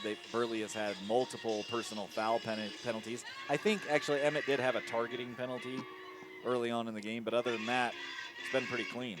Yeah, and honestly, both these teams really I don't think have too deep of a playbook necessarily. They both have signals coming in from the sideline, but we've seen a lot of the same plays on both sides, and Emma's defense has really adjusted to that. The plays that have beat them early on in the first quarter or early in the second quarter, they were able to contain later in that second quarter and hold them as they were driving down the field. And then on the other end, Emmett's offensive line has just, to put it plain, they've dominated the game. And even though it's only a 6-point lead, it feels like Emmett kind of has the momentum because of their long sustaining drives. And those quick scores by Burley haven't seemed to have affected their game plan. And we talked about it early on in the pregame. If the way that Emmett runs the ball, if they're ahead, the game is always in their favor. It doesn't matter if they're up by 1 or 40. The game is always in their favor, and that's what we've seen so far. Yeah, just being able to control the clock on the ground and still pick up first downs. That's the thing. It's not like they're going 3 and out. Even on the drives where they've been stopped, they still had, multiple first downs before they got, stopped and turned over or forced to punt or whatever. But so they've ate up a lot of clock. It was a pretty fast first half, really. It's only 8:15, so just over an hour in that first half. And it was pretty quick up until the last couple of minutes. So a very quick first half. And I bet everybody, including the players, are happy the sun's down now as it's starting to cool off. If the breeze would blow a little more, we'd cool off. But right now we're just sitting in a heat box up here in a little bit of a sauna. I think I've lost about 3 pounds. Stay hydrated out there. But don't get me wrong, I'm okay with having a box because last week we were in Raft River and we were freezing from about halftime to the end of the game. So and it wasn't really terribly cold. It was just once that sun went down, it got chilly. Yeah, and so I'm okay if it happens tonight as well. So 2014, here at half. Take a quick look, see if we have any updated scores. Not sure that we did tonight. We're one of the earlier games to be at halftime already. As we look at other games that are going on around the state. Let's take a look at the scoreboard. Earlier today, here's a big one. Hagerman went to Water Springs over in eastern Idaho and Idaho Falls. 90-0. Oh. The Hagerman Pirates beat up on Water Springs. And we'll have a couple of Hagerman games throughout the season as well on Magic Valley game night. Another early game. It was Rocky Mountain over Chihuahua, Washington, 42-8. Other games that are going on that we don't have any score updates for yet. West J's playing Cokeville, Wyoming at West J out in Terraton. Kamei taking on Council at Kamei. Payette playing Orofino up in Orofino. The Maniacs taking on the Pirates up in Orofino. Chalice and Richfield at Richfield. That game going on right now. Glens Ferry and Clearwater Valley at Clearwater Valley up north. Prairie and Valley. That game is on IdahoSports.com, and that's being broadcast at Fruitland. Prairie coming down to play Valley. So this is at midfield. They've got a accuracy throw. He missed it. Now he's going to be going for the big one, 15 yards. 15 yards. He is a soccer player, but we'll see if he's got an arm on the throw. We'll see if he can get it there. Well, he can get it there. The question is, can he get it there on target? That's right. And he's going to leave it short. You spoke too soon. He did not get it there. He did not. Left it short. Declo's playing Aberdeen at Aberdeen. Declo 2-0 already on the season. Aberdeen 1-0. That's a good 3A matchup in conference. So that's a good matchup for the Tigers and the Hornets. Filer playing American Falls at American Falls. Salmon playing Bear Lake. Both those teams winless. That's at Bear Lake. So somebody's going to come out on top there. Minico against Bishop Kelly. That's an interesting game today on IdahoSports.com. Or no, that one is not on IdahoSports.com. So non-conference game, but BK, one of the favorites to win that 5A division. I think I said 4A earlier. 5A division. We're still getting used to it. I think everyone in the state is. Yeah. But Minico, one of the favorites over here in the conference to win that 5A conference here, SCIC. And we did a Minico game earlier on in the season, or week 0, I guess is what it was. And we gave the player of the game to the defense because the defense was so good, and it's with it being 6-8 in the second quarter against Bishop Kelly, clearly the defense is playing a big part in the game again. That a very good Bishop Kelly team that's traditionally been very good. Skyline at Blackfoot. That's a conference matchup. St. Mary's and Bonners Ferry, that's non-conference, but should be an interesting matchup there. The Lumberjacks and the Badgers. Mountain Home playing Buell at Buell tonight, if you're in the Magic Valley. Of course, our game. Columbia and Caldwell, Century Canyon Ridge, Butte County, Cary, Garden Valley, Castle Ford, Thunder Ridge, Centennial, Wallace Clark Fort, Moscow, Rockland Dietrich, Murtaugh, Grace. A lot of games across the state. Weiser Lakeland at Lakeland. That game's on IdahoSports.com. Started about 20 minutes ago. Kellogg North Fremont at North Fremont in the tundra of Ashton. Done more than one game up there with the snow blowing and it piling up on the field. Have you done a game in Bear Lake before? No. Never. It's cold. Yeah. I've never done a game at Bear Lake. Bear Lake actually doesn't do home baseball games because the field will never be done by May. And that's, oh man. That's sounds like Teton up in Driggs. Mm-hmm. That happens in Ashton. If they've had a baseball team, that would happen up there. Yeah, just some of those areas. That's growing up in western Idaho. But we were on our field so early. Like as soon as in fact, before basketball was over, if you didn't happen to make the state tournament, you could be on the fields. It might be wet and a little cool, but there was no snow. Yeah. And then, but here, in eastern Idaho, I was just shocked when I moved to eastern Idaho. I'm like, how do you guys even play baseball? They don't a lot of the time.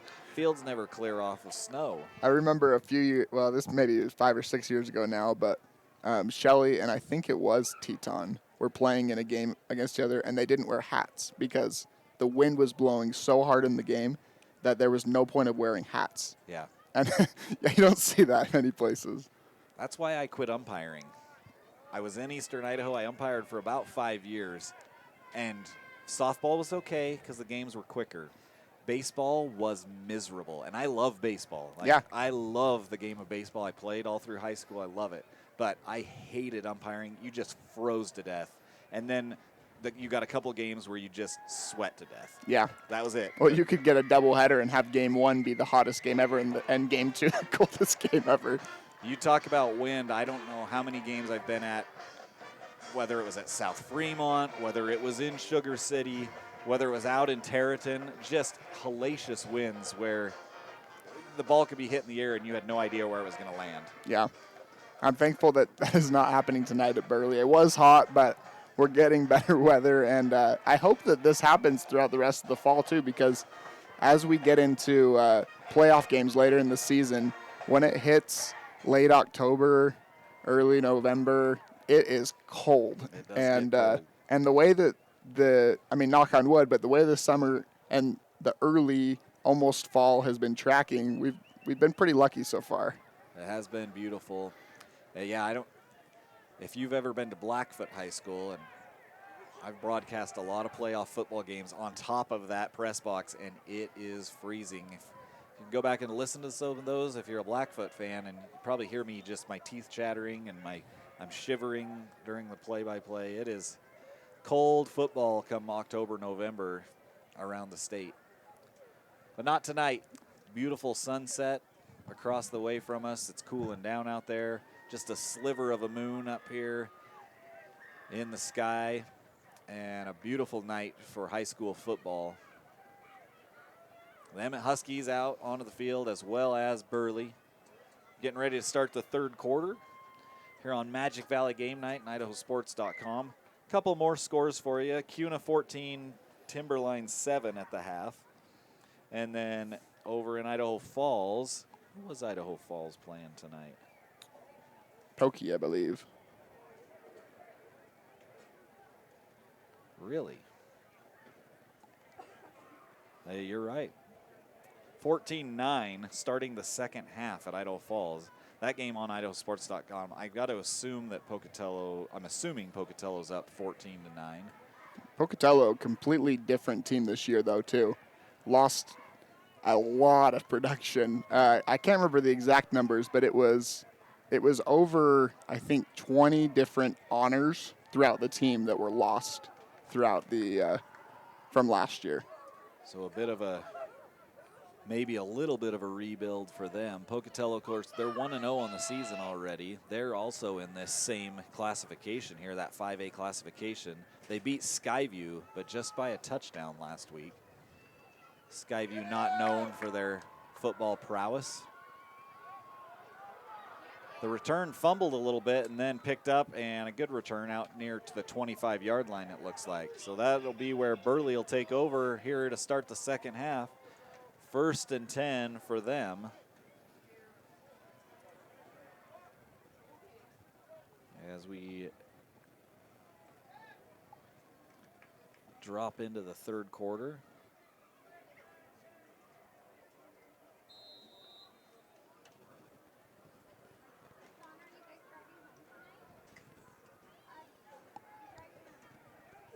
First and 10 for the Bobcats.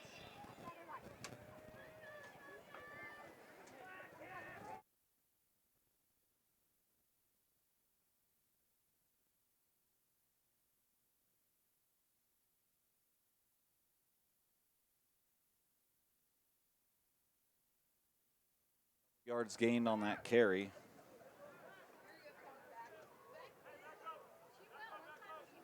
Burley with the ball here to start the third quarter.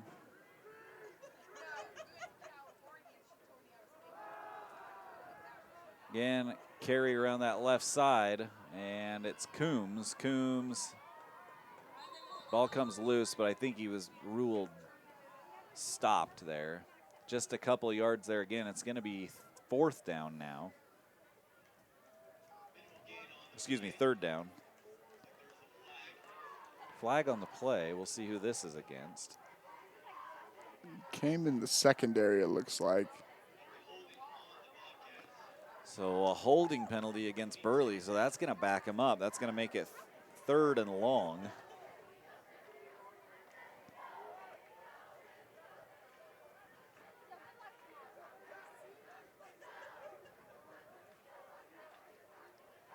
As that ball backed up all the way to about the 18-yard line. So no, 2nd and long, excuse me, with the penalty, it stays 2nd down. 2nd and long, 2nd and about 19. They try a little look, a little screen inside. Got running room, breaking tackles. Now it's a foot race across the 50s. Down to the 20, the 10, 5, touchdown Burley. The screen pass again. Scores it for him. He looks away, comes back to him, and he breaks through for a touchdown. On an 82-yard touchdown pitch and catch, most of it on the ground. I think that was number 11, Kendricks Noby. And I wasn't sure he was going to have the foot speed, but he really turned it on there those last 30 yards. Yeah, it looked like he was going to get caught initially, and then, he, like I said, he turned it on and outran everybody to the goal line. Yeah, like you said, that's twice tonight that the screen has really come up big for the Bobcats. Bobcats to take the lead. PAT, it's up and good, and they do take the lead right away to start the 3rd quarter.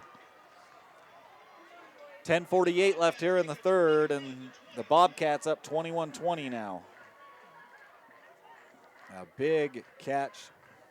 I'm going to call him Kenobi just because I like it. I feel like I heard the PA announcer say Kenobi as well. So even if it is Nobi, it should be Kenobi. Maybe some Star Wars fan. I mean, it's his last name, so it's probably been around for a while. I'm sure he's heard it before. Yeah, I'm sure. But nonetheless, I mean, man, that was the way that the Huskies have been sniffing out the screen. We saw a different screen on that play than they've been running throughout the night. They've been coming to the right a lot or in the middle. First time they've gone to the left, and comes up big. Yeah, just a huge, huge play there to give them the lead here early in the 3rd quarter. Now they'll kick back to the Huskies, see what the Huskies can do on offense to start this 2nd half.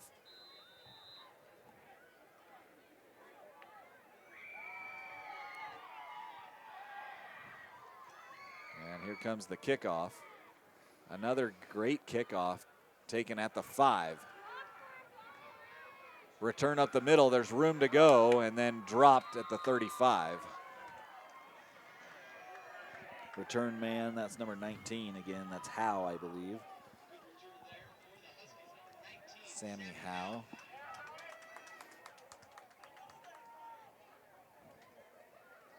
I was wondering where like the glow was, the green glow was coming from, and there's some like LED lights alternating white and green outside of the press box here and on the other side.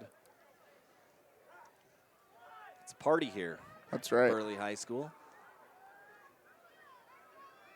1st and 10 for the Huskies from the 35.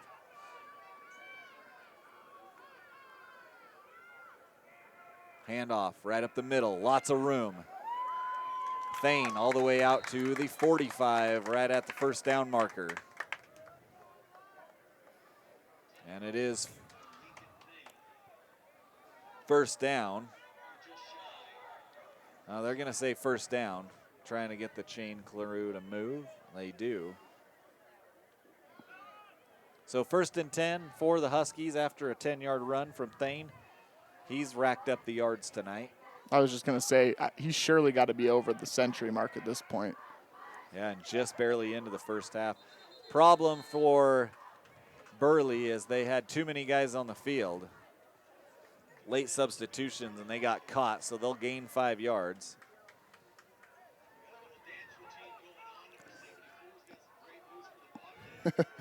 The PA announcer just shouted out there was one Husky and one Bobcat that did a little dance routine between that play, and I'm not sure either one knew what was going to happen, and they dapped each other up after. I like to see that respect. So 1st and 5 after the penalty, right at the 50-yard line. 10:03 and counting on the clock. Emmett trying to regain the lead. Up the middle, Thane behind that big offensive line picks up 5. Man, if you pick up 5 yards, I mean, just shy of the first down marker, but if you can pick up 5 yards every time running the ball right up the middle, really opens up a lot of things for your offense. Well, and not only has Thane had a lot of yards, his yards per carry has got to be, like you said, over probably 5 or 6. He hasn't broken one, but he's had a lot of 10-plus yard runs. So again, he'll be the back here on the carry. That time hit early, but still falls forward for a couple for a first down. Down to near the 43-yard line. It'll be first down and 10 now for the Huskies. Clock running. 9:15 and counting here in the third quarter on Magic Valley Game Night here on IdahoSports.com. Multiple games going on around the state. Check them out. It's Idaho Falls taking on Pocatello. Prairie. Now I can't remember who they were playing, but they were playing at Fruitland High School in a 1A matchup over there. Handoff going around the end. That's Howe. Howe breaks into the secondary. Howe in a foot race tackled just inside the 20. So a big first down run to about the 18-yard line. It'll be first and 10 inside the red zone for the Huskies. Yeah, Howe had the receiving touchdown early on. He hasn't had as many carries since that first drive when Thane got injured. But since then, I mean, he's still made his impact on the game. Every time he touches the ball, it's been success. And this is Howe on the carry as a runner. This time he gets free and into the end zone. Touchdown. Sammy Howe with an 18-yard, and another penalty flag comes in. And I think this is going to be, and again, Scheibe taken. And that time, I really do think he took a dive there. I saw that one. Gamesmanship. Is that what it's called? I think that's what they call it. No, it is called. It is called taking a dive for sure. But yeah, that time, that's what I used to look like when I got touched trying to take an offensive foul in high school. It was kind of that. Yeah, from what I saw. And the way that the Bobcat play, I didn't see which number it was, but the way that the Bobcat defender reacted, you can tell that there was definitely a talk at halftime about not reacting back whenever those types of things happen, because that did happen a couple times in the first half.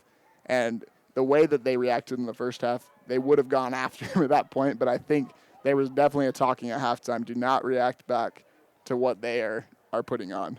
So if I'm Burley and Scheibe does that, you know, if him and I get tied up and I'm Burley and I see Scheibe trying to go to the ground, I'm trying to beat him to the ground. I'm going to take the dive too. Hold your throat. I don't know. Hold your knee. I don't know. Whatever you want to do. Yeah, there's a lot of things the refs don't see, and I'm not sure what they're. Oh, they just hadn't officially called the foul yet. Yeah, and they assessed it this time on the PAT instead. So they're going to go for 2 here. Down 1. And it's just a keeper up the middle, and Scheibe gets it. So they assess the penalty on the PAT. They go for 2, and they get it. And that ends up becoming huge because Emmett had that PAT blocked earlier on.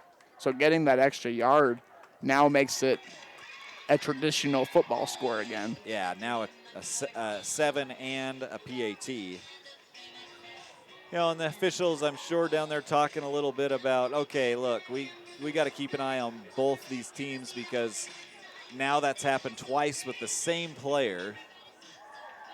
You start to get a little suspicious as to what's going on. And that's my officiating mind starting to work a little bit here. Absolutely. Well, and we've also seen a couple late hit out of bounds on both sides. I think both teams have had a penalty for it as well. And as this game, if it continues to stay close like it is, emotions are going to run high. And like I said, you don't know exactly what they're saying. There's a little bit of a push, I'm sure, down there. But if I'm the official, I'm coming over and telling the coaches here on the sideline, hey, I know that there's a little bit of push and shoving going, but I also think your guy is going down a little emphatically. So we're going to really keep an eye on it. Either way, it worked in Emmett's favor that time. They get the 2-point conversion, and Burley's got to be smarter. They find themselves down 7 now. On the return, it is number 7 for Burley. He finds a seam. He's up the sideline and knocked out of bounds. Great return for Cove Thompson all the way out to the 43-yard line. And both teams have had good kickoffs today. They're both pinning their teams deep in the own territory, but both teams have had good returns as well. And sometimes that can be a disadvantage depending on how high the kick goes, whether you're able to get guys back as soon as you would like. If it's not a touchback, that's twice that I didn't catch who it was, but the Emmett kicker has put the ball about on the 1. Yeah. And Thompson's been able to return both of them pretty deep. And that's a good point. They're getting it there. It's just more on a line, so there's not a lot of time for the return or the coverage team to get down there. So they've either got to boot it high or get it long. Handoff, move up the middle. Huge run out across midfield down to about the 37-yard line for Bodie Coombs. A big hole for him. About 23 yards on the carry for Coombs. Emmett trying to switch some men. And going to have a false start penalty. 2 guys went into motion. Coombs as well as the tight end, number 87, Tucker Alvey, both went into motion. And they were trying to get a free play out of it too, because the Huskies were trying to sub their entire defensive line, and obviously you want to get that penalty to just rush or get 5 additional yards there, but not everybody's set, not everybody on the same page. See that happen once in a while.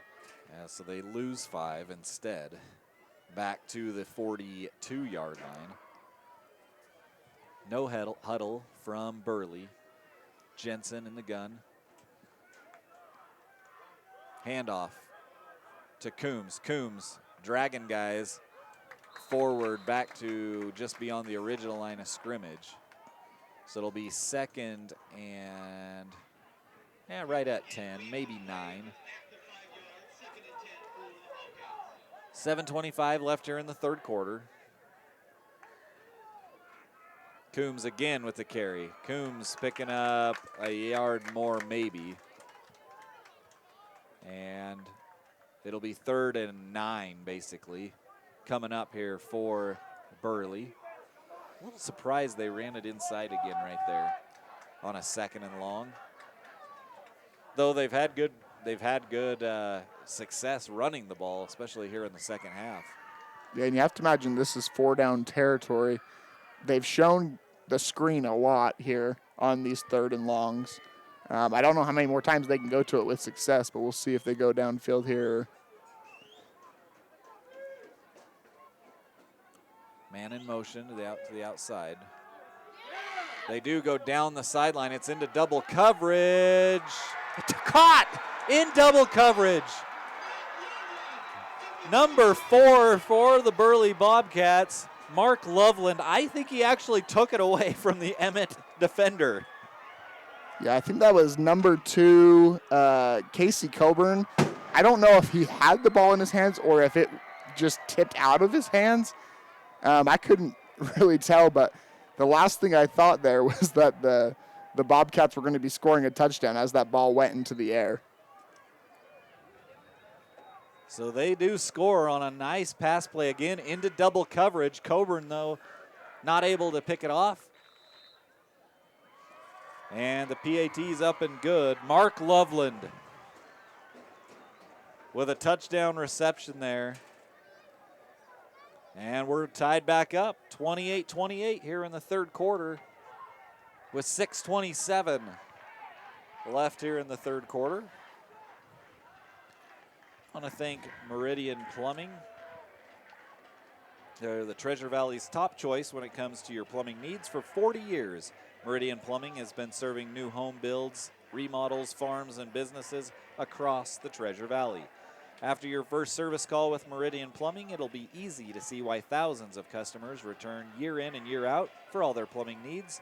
And just when you thought it couldn't get any better, Meridian Plumbing offers a no-charge dispatch fee. The search for your permanent plumber is one call or click away, and that is to Meridian Plumbing. Choose the safe local plumber. Choose Meridian Plumbing. Huge thanks to them as the Treasure Valley Game Night sponsor, along with Lookout Credit Union.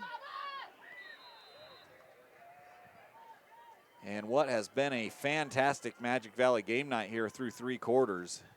And we still got 6 minutes left of the third. Kickoff taken at about the 11 by Kenyon. Kenyon turning on the Jets right up the middle. Kenyon still on his feet, running, and finally tackled down to the 41-yard line. About a 51-yard return for Kenyon Carter, the speedy senior for the Emmett Huskies. Yeah, we talked about it last kickoff for Emmett, that that line drive kick can really come back to bite you if it is not put in the perfect spot. And that's, I think, 3 different returns that he's put him at least close to the 50. This one, first time he's been able to get into the Bobcat territory. Yeah, great field position here, 1st and 10. Handoff to Howe. Howe with a seam. Howe still carrying tacklers down to the 25-yard line. The whole Emmett offensive line was 10 yards downfield right there. That is, I can't say enough about what I've seen from them tonight. Howe again with the carry. Howe finding more room to run. Another 5 yards, it looks like there.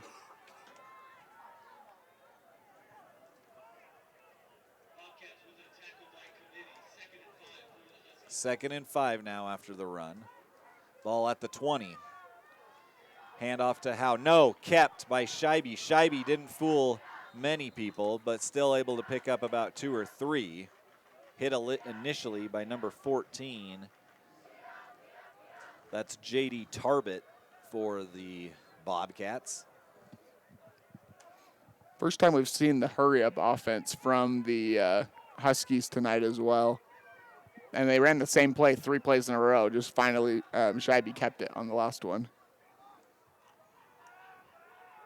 Handoff to Howe again, right up the middle. Not sure if he got the first down or not. No, he did not. Just shy, it looks like. So 4th and half a yard.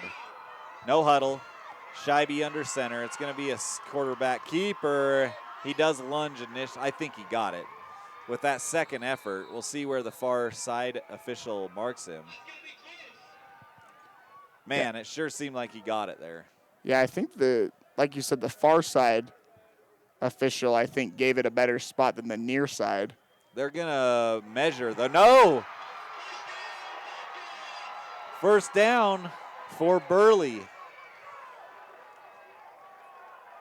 I thought he got it with that second effort. There was a lot of guys there right at the line. Of course, we don't have the advantage of being right on the line of scrimmage. Yeah, and Scheibe, he's 6 foot. He's not tall, but he's definitely tall. Doesn't get as low, obviously, on those QB sneaks when you see these taller quarterbacks. And maybe not able to get the push that from his offensive line as much. Yeah, Burley was prepared for the QB sneak.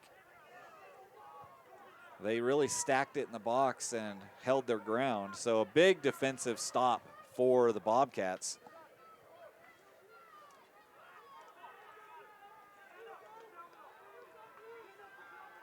And it's Jensen.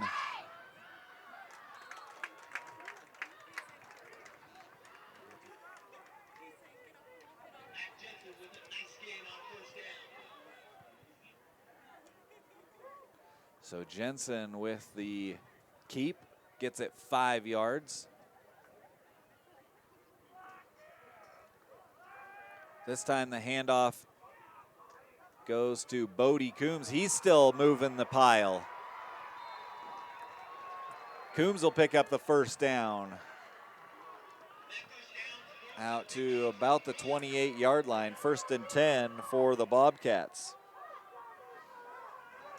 Clock running. Coombs comes off for a breather. 4:04 left here in the third.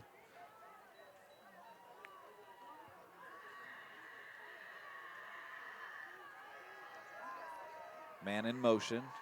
It's the tight end out into the flat. They'll throw to him. Can't get the one block he needed out there. It does pick up decent yardage, though. And a timeout being called, or a flag, no. Flag way in the backfield.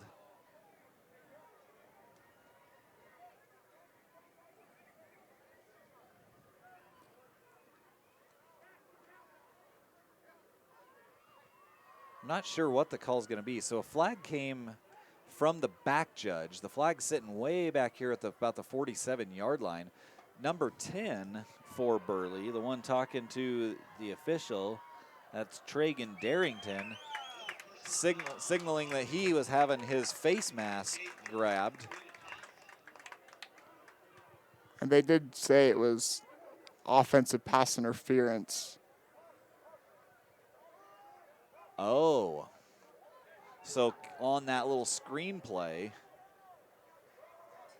Oh, personal foul, actually. Okay, it is a personal foul. So they're going to drop him back 15 yards. So another personal foul penalty on the Bobcats. And that has killed him in this ball game. I mean, that's 4 or 5 personal foul penalties that are really starting to add up. All the way back to the 15-yard line, 16-yard line, basically.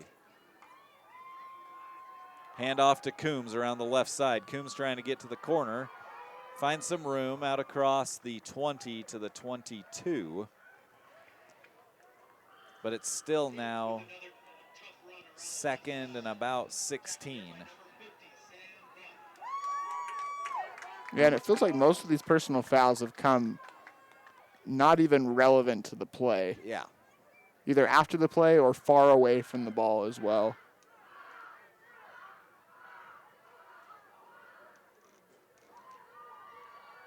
Well, about second and 16. They've got to get all the way out to about the 38-yard line.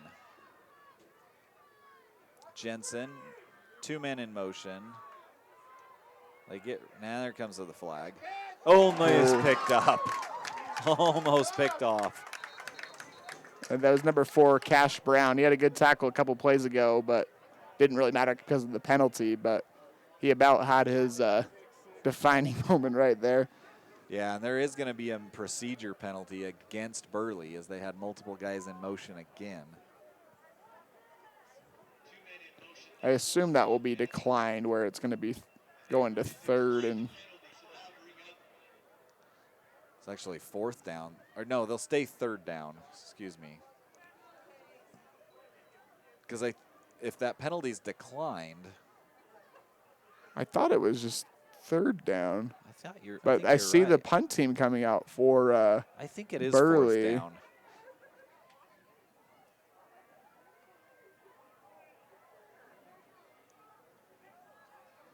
Yeah, it should be 4th down because that was the 3rd down play.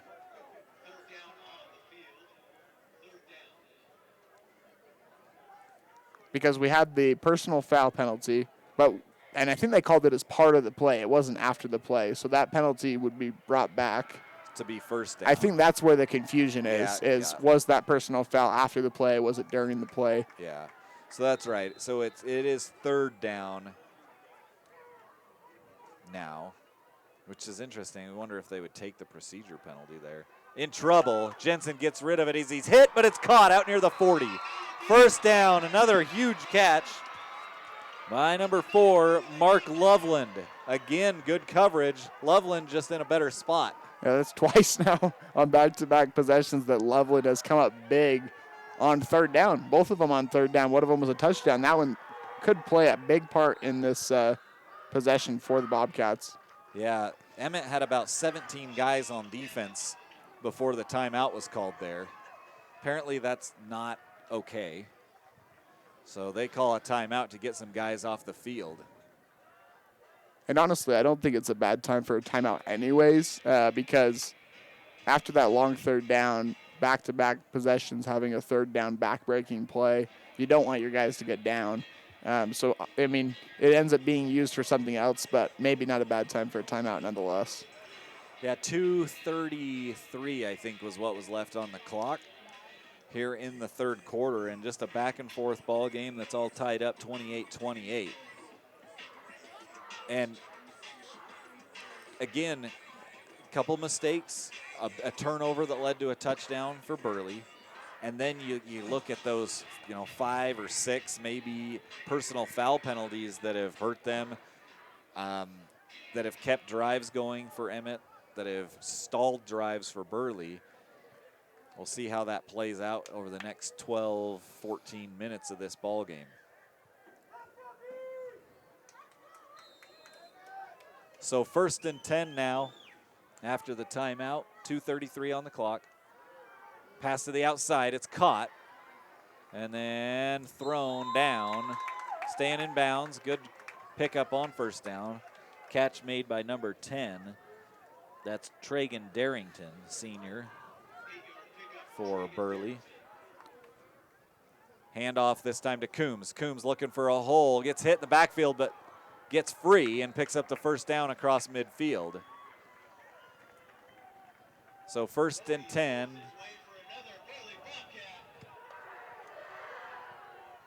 First and 10 across midfield to the 49 of Emmett. I think one of the turning points in this game for Burley has been getting Coombs the ball as much as possible. That first quarter, when it was a little bit more stagnant, he was not really involved in the offense, but he's become a major focal point from the second quarter on. Rolling out is Jensen. Jensen gets a block on the outside, high steps, and picks up about 6 down to the 42-yard line. So good pickup again, 2nd and a short 4 coming up. Ball actually spotted closer to the 43-yard line. I've been hurdled before, and it's not a good feeling. I wish the guys that ran me over would have hurdled me instead. Handoff to Coombs, that time nowhere to go, stuck in the backfield. Actually, that was not Coombs.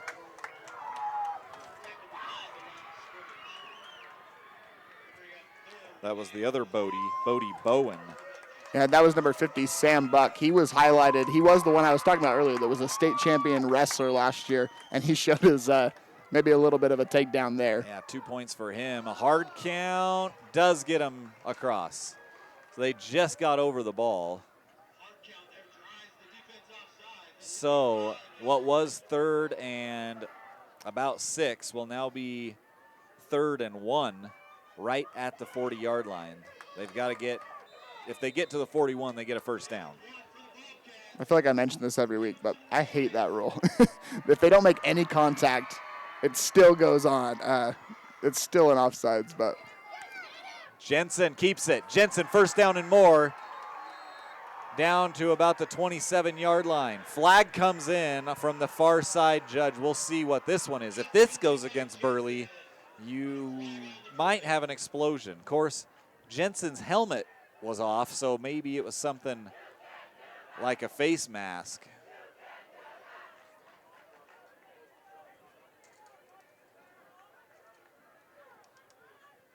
Personal foul, face mask against Emmett. I think because the helmet came off, though, Jensen's going to have to come off, but he's still. Is that true if it's ripped off? I don't know, actually, yeah. I feel like it shouldn't be the case if your helmet's ripped off, because that would almost penalize the offense, especially where you're the quarterback. It would penalize them for having your helmet ripped off. That's true, and he stays on, so.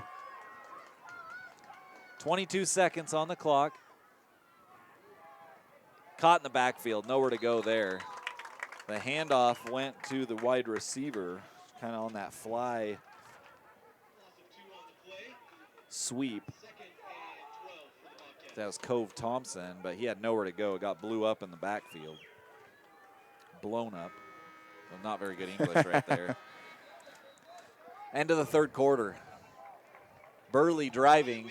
It'll be 2nd down as we get ready to start the fourth quarter. As we get ready to start the fourth. Oh, and we're going to keep it here. A little new tradition, it sounds like, at Burley. We're trying to jump around here a little bit. Maybe zoom in over there on the student section over there. I saw a little bit of a t-shirt toss going on as well.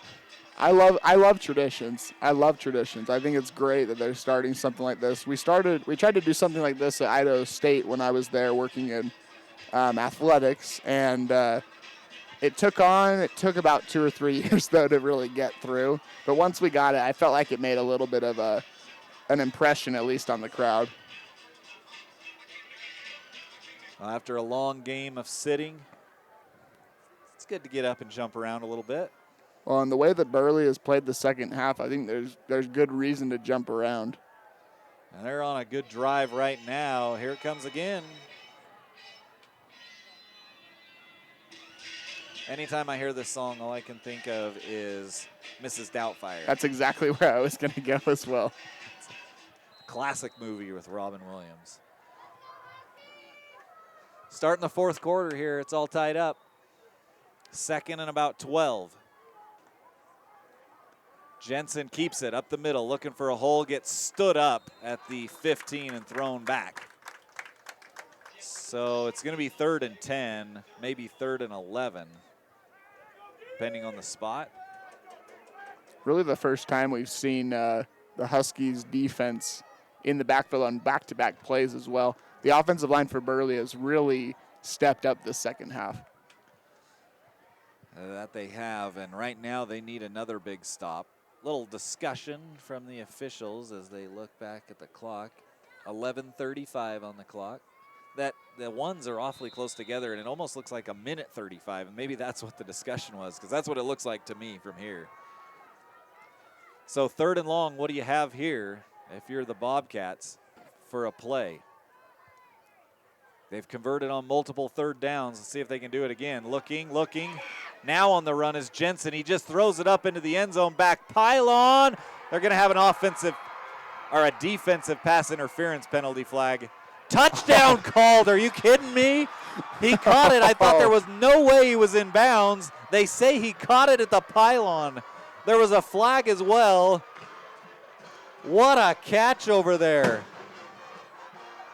Yeah, I think the main the white hat is asking him, are you sure that he was in back there?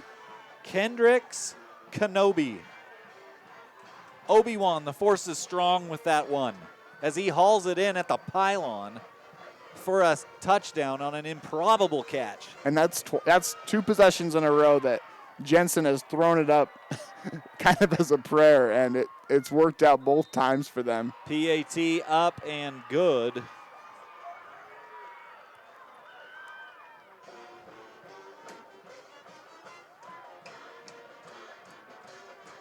Yeah, just a thrown up. It was a kind of a broken play as he rolled out, had pressure in his face, threw it up high. I think there was going to be pass interference either way, but somehow he hauls it in right at the pylon in that back corner of the end zone on the far side of us. Touchdown called. You know, and honestly, I can't blame with how off balance Jensen was. He put that in a spot where only his guy could catch it. So you have to give him credit there. As wild of a throw as it looked, and I mean, we have an official standing right there. Yeah. And especially with the defensive pass interference in there, he could, if he wasn't sure, he could use it as a cop out. Well, they're still getting the penalty, so he must have been sure that he was in there. And I mean, we don't have a camera over there, obviously. He might have been in by a whole yard, but from our angle, it looked pretty close. Eventually, he hit the pylon. I don't know if, like you said, he could have been a yard in bounds and then got shoved against the pylon, but all of the Emmett players were signaling incomplete, probably thinking he was out of bounds, but the official had other thoughts, and now Burley on top, 35-28. Still a lot of time left in this ball game, though. 11:23 left here in the fourth. And just a little pooch kick, covered up by multiple Huskies. So Burley, honestly though. I mean, that's the best field Exactly. position. Like, the way that Kenyon Carter has been returning kicks, I mean, he's coming off the side. You can't see him in the camera, but he's not very happy with them not kicking to him. But you can't blame the Bobcats there. That's been something that has really hurt them.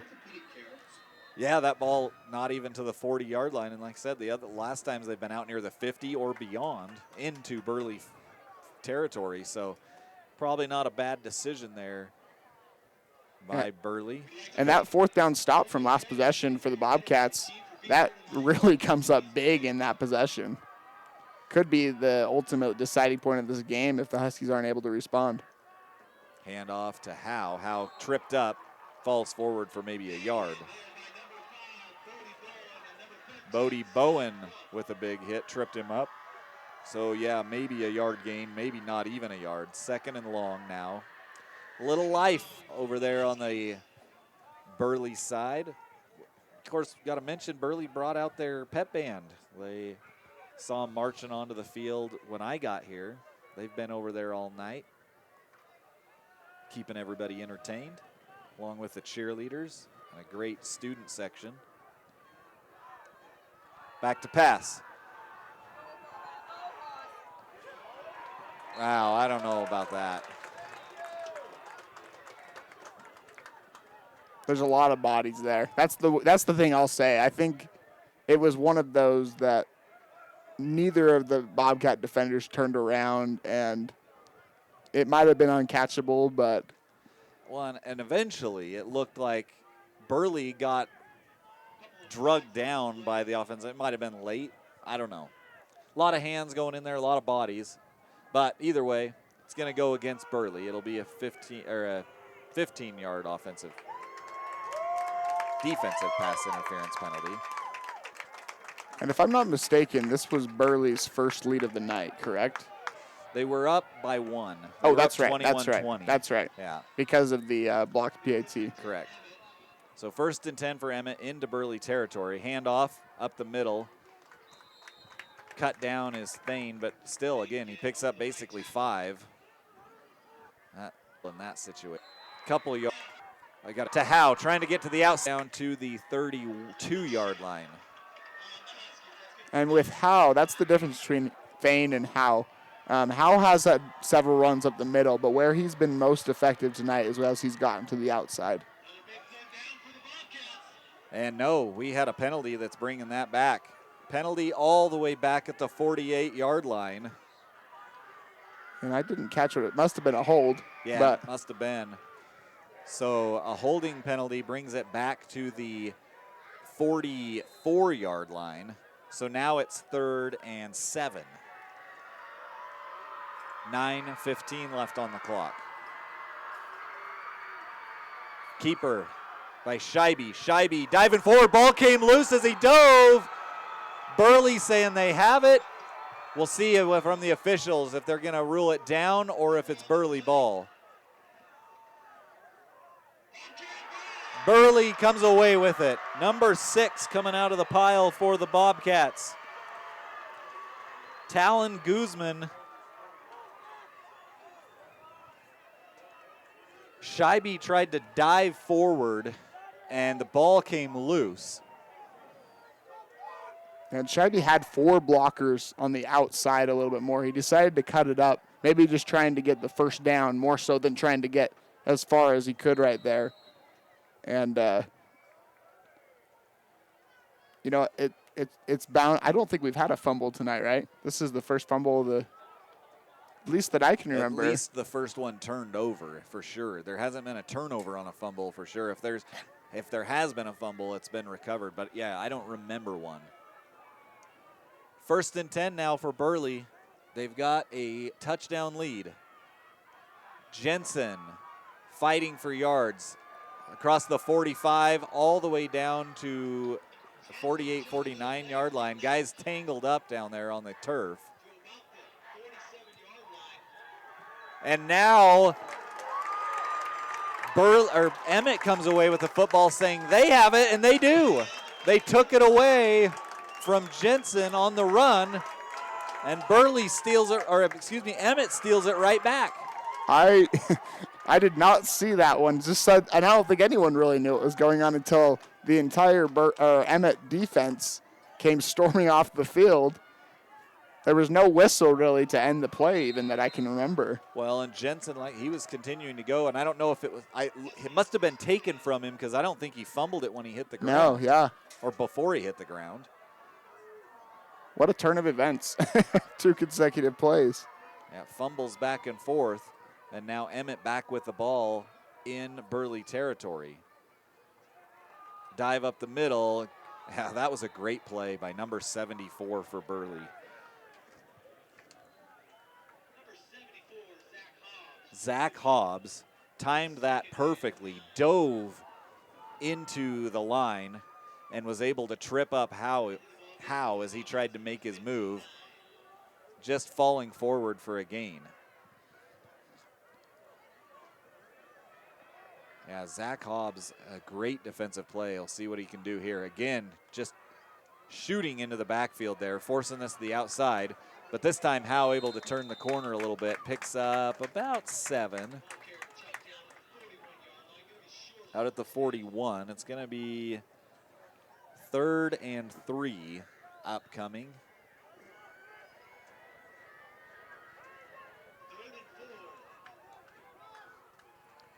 So 3rd and 3 from the 41. They've got to get to the 38. And Burley getting loud on the other side. Yeah, and their defense has come up big on these 3rd downs the last few possessions. Look for a hard count here. They don't do it. High snap, corralled. Howe into the secondary. He breaks free. Howe's going to score. Touchdown, Emmett. Howe broke free. There was just enough space, and he scores again. And now it's a PAT away from being tied once again. And when he gets to the second level, it's like he gets a second wind. The way he can speed up once he gets going, it is hard to stop him. Just under 8 minutes, 7:59 here in the 4th. PAT pending. Too low. It didn't even get off the ground. Yeah, I think that was a hold. A holding issue. Yep. So the Bobcats, yeah, that ball not held well. Couldn't get it off the turf. So now 35-34, Bobcats still on top, but still a lot of time left on in this game. 8 minutes left on the clock. I want to thank all of our sponsors again for Magic Valley Game Night, presented by Project Filter, Valley-Wide Cooperative, and the Idaho Office of Highway Safety. Of course, they'll be our IdahoSports.com Player of the Game sponsor as well, the Idaho Office of Highway Safety. And we want to thank Meridian Plumbing and Lookout Credit Union out of the Treasure Valley with Emmett over here. Huge thanks to Meridian Plumbing and Lookout Credit Union. And all of our sponsors on IdahoSports.com. I want to jump on and take a look at the power boosters for both of these schools. Tell you what, a lot of people on the site right now. I just looked, 35,000 people on the site right now on IdahoSports.com. Wow. Just a few less, 33.3 as I refreshed, but a lot of people. Timeout taken on the field. I wonder if they're a little worried about a potential pooch kick as well. We saw the same thing from Emmett earlier, or from Burley to Emmett earlier. Take a look at Emmett's power boosters. Ideal Idaho College Savings Program, GEM Veterinary Clinic, and there in Emmett, and Overhead Door. The genuine, the original. 278-3213. Call today for a quote. Power boosters for the Emmett Huskies. And on the other side of things, for the Burley Bobcats, AMI Supply. Burley Physical Therapy, and again, Ideal Idaho College Savings Program, and Minidoka Memorial Hospital.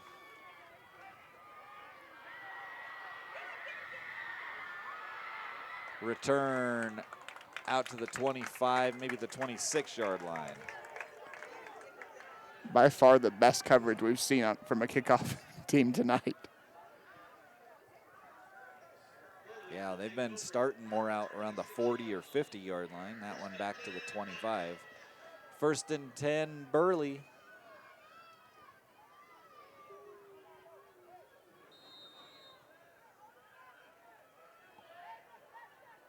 Yeah, two missed PATs is really the difference so far in this ball game. Emmett was able to get one back on a 2-point conversion, but and it's not always just the kicker. It's the snapper, the hold. There's a lot of things that go into the kick. Especially in today's culture, we're easy to blame kickers, but it's not always just them. Bodie Coombs still on his feet and then goes down. Out across midfield. 25-yard, 26-yard run for Bodie Coombs into Emmett territory. 7:45 and counting on the clock. Yeah, Burley been going fast all game. I wonder at what point, if they are able to keep this lead and it stays close like this, what point they slow down their offense a little bit. Well, even with that play on the ground, of course, thinking you're going to chew up some clock, and they will. But again, they kind of took a little more time at the snap. Handoff up the middle. And picking up about 3 or 4 is number 4 on the carry, Mark Loveland. He's had a couple big catches in this ball game. A touchdown catch that was a prayer, and a big 3rd down conversion.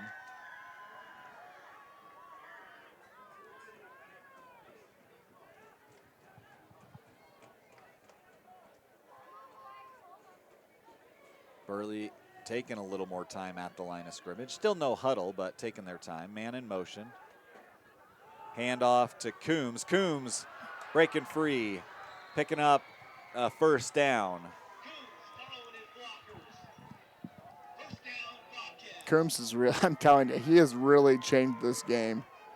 And we start to see the more defensive line changes for the Huskies getting a little bit tired as this game goes on with this no-huddle offense by the Bobcats. Jensen kept it that time.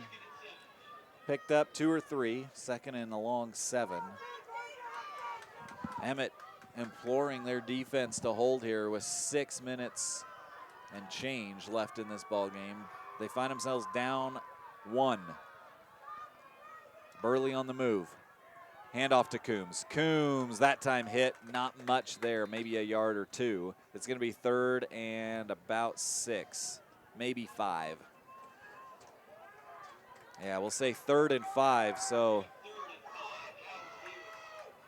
Coombs will stay in the game. They'll go back to their line of scrimmage. Coombs on the left of Jensen. Snap there, or a hard count. Tried to get him to jump. Almost did. Yeah, almost. There was a little bit of a twitch there on the defensive line. 5:22 now left in the ball game. Man in motion. Jensen takes it. Jensen not going to get there. Not even close.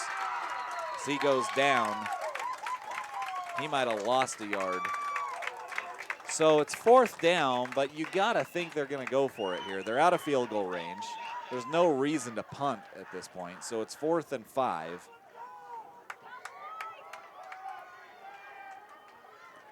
So the defense for Emmett's going to have to hold one more time here to try to get the ball back. It's 4th and 5. And this is when we've seen the prayers answered for Jensen on long passes. We'll see if they do the same here. Loveland switches over to the right of Jensen. He rolls right. On the run, cuts it up. I don't think he got there. No way. He didn't get there. It's going to be a turnover on downs. Ball, he got to the 30. He needed to get down to about the 27. Interesting play call. I mean, it could have been a little bit being safe, making sure you don't turn the ball over in that case. But, I mean, like we said earlier, we've seen a couple third down, fourth down conversions by the Bobcats on passing plays.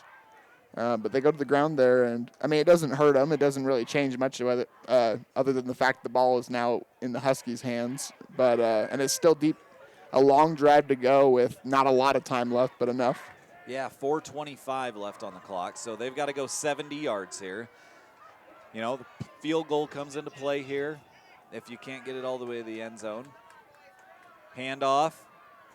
It's kind of stuck in the middle, and then diving forward for about 3 or 4 is Thane. He kind of bounced off his own lineman and then found a little seam. Yeah, about 3 yards on the carry. 2nd and 7 coming up. Timeout situation. I think both teams have 2, I believe. Yeah.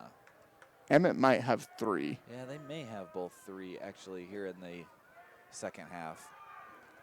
Trying to find some room to run is Howe, and he does. Hard running from Howe as he picks up the first down. Looked like he was going to be stopped short, but he keeps going. Yeah, I've been really impressed with Howe tonight. He doesn't seem to go down with it first contact ever. He's not a big kid. 19, he's listed as a wide receiver. He's only 5'9", 150. I mean, not a big bruising runner, but effective nonetheless. Handoff to Howe again. That time got caught after about a 4-yard gain. 2nd and we'll say 6, a long 6. Clock running, 3:13. And ideally, Emmett will take the full time here if they're able to put together a scoring drive. Handoff again up the middle. And the pile moves forward. It's going to be shy of the first down by about a yard.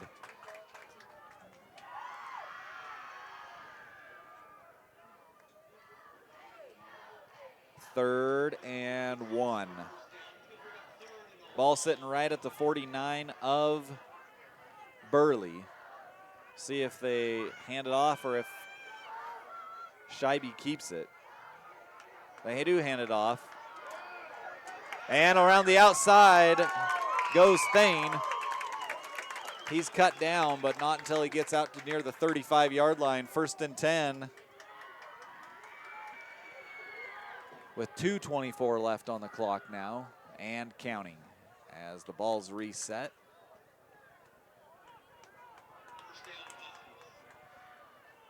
Handoff to Howe coming back this way. He's going to lose about a yard, maybe 2. He was fortunate to get back to even that. Yeah, he got hit about 4 yards deep and only ended up losing 2. So 2nd and 12 back at the 37-yard line. 1:50 on the clock. Still a lot of timeouts. I think both teams actually have all their timeouts.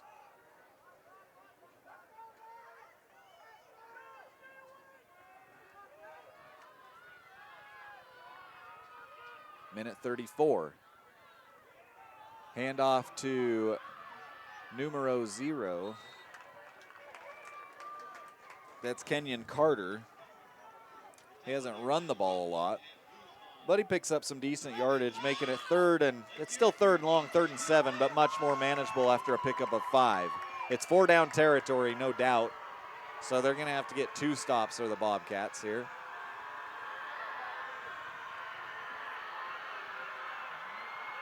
Minute and 2 seconds. Kenyon reaches. Dangerous. They're going to say he was down. They're going to say he was down. That's dangerous reaching out like that when you know. They're going to say the runner was down. It's going to be 4th down. And it's going to be a long 3, maybe 4 yards actually. timeout taken by Emmett. And again, Thane comes hobbling off on that left ankle. He has been banged up all night long from just about the opening possession. Yeah, we've got both Thane and Howe over here on the sideline for this play. Both of them look a little banged up. Thane getting looked at by the trainer, and Howe out there kind of just gasping for air. It looks like they've had a workload tonight. I can't even imagine if we had the stats in front of us, obviously we'd see, but I don't even know how many carries they've had. Well, between the two of them, it's got to be close to, 50 carries. Oh, yeah. Well, and I mean, credit to Burley here because the defense has kind of been a bend, don't break effort here in the second half with how much of an effort that both the running backs have given for the Huskies. But, I mean, this has got to be a passing situation here at 4th and 5. And he does drop back to pass. Now, somebody in his face. He's going for the end zone. Man wide open! Caught! Touchdown! A couple Burley players got tangled up. It was number 1. Found himself wide open in the end zone. Haas Davis, he had to dive for it, and he caught it. What an absolutely amazing catch. He dropped one earlier on, if you remember. That was early on in the first half, and he did not drop that one. Wow, what a throw, what a catch, what a play there on 4th down to give the Huskies the lead with 40 seconds left in the game. Davis laying out for that touchdown catch. Couple of defenders got tangled up. But a fantastic play, and now they're up by 5. You got to think they'll go for 2 here. Especially with what's happened kicking, but also to give them that 7-point cushion if they're able to convert.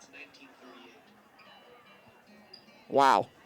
That's another one of those times I wish we had a camera in the end zone to be able to see that, because what just happened does not, the camera from that we're running up here does not do justice for what an amazing catch that was. Yeah, he laid out full extension, caught it in the end zone, and secured it. A great catch, a great throw.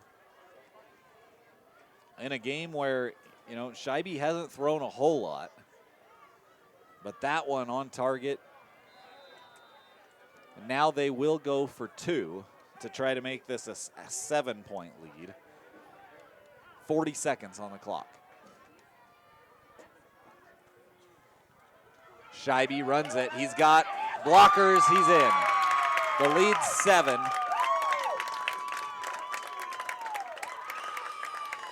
(42-35). 40 seconds left. Still time for Burley, but it's going to have to be quick, and it's going to have to be almost perfect. Yeah, and as fast as Burley's played tonight, they have not really passed the ball consecutive plays throughout the night as well. And so, obviously, they're going to have to do so here. We believe, the timeouts, I don't think they've been updated on the board because it still shows 3 timeouts for Emmett after they just took another timeout. I believe they have 2. It might be 1, but I believe they have 2 timeouts. And they're able to get to the ball quick. They're trained for this type of situation. It's just whether they can string enough completed passes in a row to put themselves in a position to tie this ball game up. Yeah, you've got to assume that that Emmett's going to be in more of a prevent defense, where they're happy to maybe give up 10 yards here and there, but nothing to the end zone. And now Burley does have plenty of timeouts, so they're going to have some shots, no doubt, especially if they can move the ball down the field a little bit. Also be interesting to see what kind of kickoff happens here, because number 7, Cove Thompson, he's had 3 or 4 good returns tonight. I can't imagine that they'll want to kick deep, but maybe not all the way to Thompson. They do kick deep, though. Thompson, no, they're going to be taken by number 11. And a great tackle on the coverage. Brought down by number 8. Yeah, that was Nesson Carell. Wow. And that was exactly what the Huskies needed. We talked about it throughout the night, but the kickoff coverage for both teams has not been anything really noteworthy. But that's 2 consecutive kickoffs that the coverage team for Emmett has really come up big. Yeah, and I almost think that the return man there, he should have let Cove Thompson come up and get that, because Thompson was coming up with momentum to get that ball, whereas the other back was backing up to catch that. Easy things for us to say while we're absolutely. I mean, there's a reason we're not coaches too. Yeah. So they're going to have to go 80 yards in 37 seconds. Back to passes. Jensen in trouble. Jensen going down. Sacked back at the 11, maybe 12-yard line. No, he's inside the 10 at the 9. All the way back in the 9-yard line. Timeout taken by Burley. And if I'm not mistaken, that's the first sack of the night as well for the Huskies. Yeah, there hasn't been much, but you're right. A big play there defensively. All the way back, they officially say at the 10, so now they've got to go 90 yards. And things looking bleak for the Bobcats. Man. What a game. A great game. Burley had a chance on a 4th down play down here deep, inside the 30 anyways. They couldn't pick up the first down. Emmett capitalizes in a couple of minutes on a beautiful touchdown pass. And now Burley, it's going to have to be miraculous at this point. 2nd and 20. 32 seconds left. Jensen, quick out to the far side. It's a prevent defense. Picks up yards and gets out of bounds. Smart move. What? How'd they say he didn't get out of bounds? He actually got more yardage than I thought he was going to get as well. Yeah, near the first down marker, actually. 3rd and 2, but clock ticking. And they skipped it to him. Now it's 4th down. Oh, and that 8 hurts. seconds. That was about 16 seconds that went off the clock had he gotten out of bounds.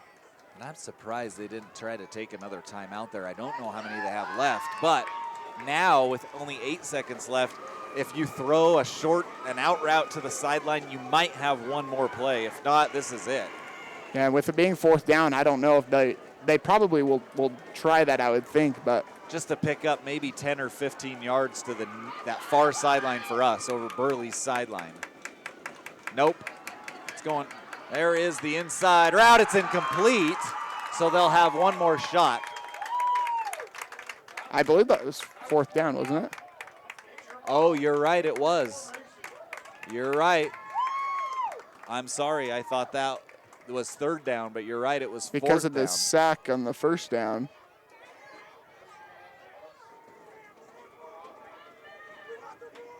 So it's Emmett's ball, and I think there was even Emmett wasn't sure. It almost looked, the spot they threw the ball, that was probably the hook and ladder because it was on the hash. You always think who's coming up behind me at that point, but it falls incomplete. Emmett will just take a knee, and that'll be it.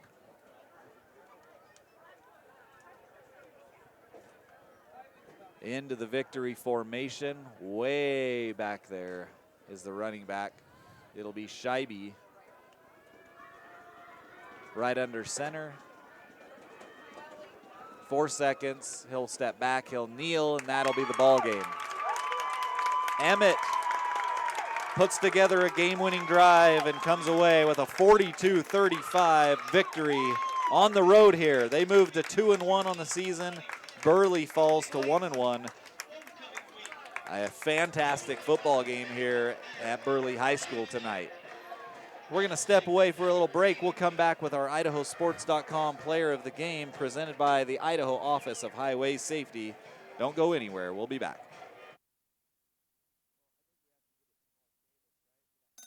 A hit in the morning, another between class, after school, and more before bed. Vaping sucks you in quick. Not to mention all the chemicals and health problems everyone's talking about. That's why thousands of teens are ready to take back their life their own way with My Life, My Quit. When you sign up with us, you'll get a free and simple quit plan that makes it easier to stop vaping. Visit mylifemyquit.com or text Start My Quit to 36072. An Idaho-based credit union is leading the way in community initiatives and charitable partnerships.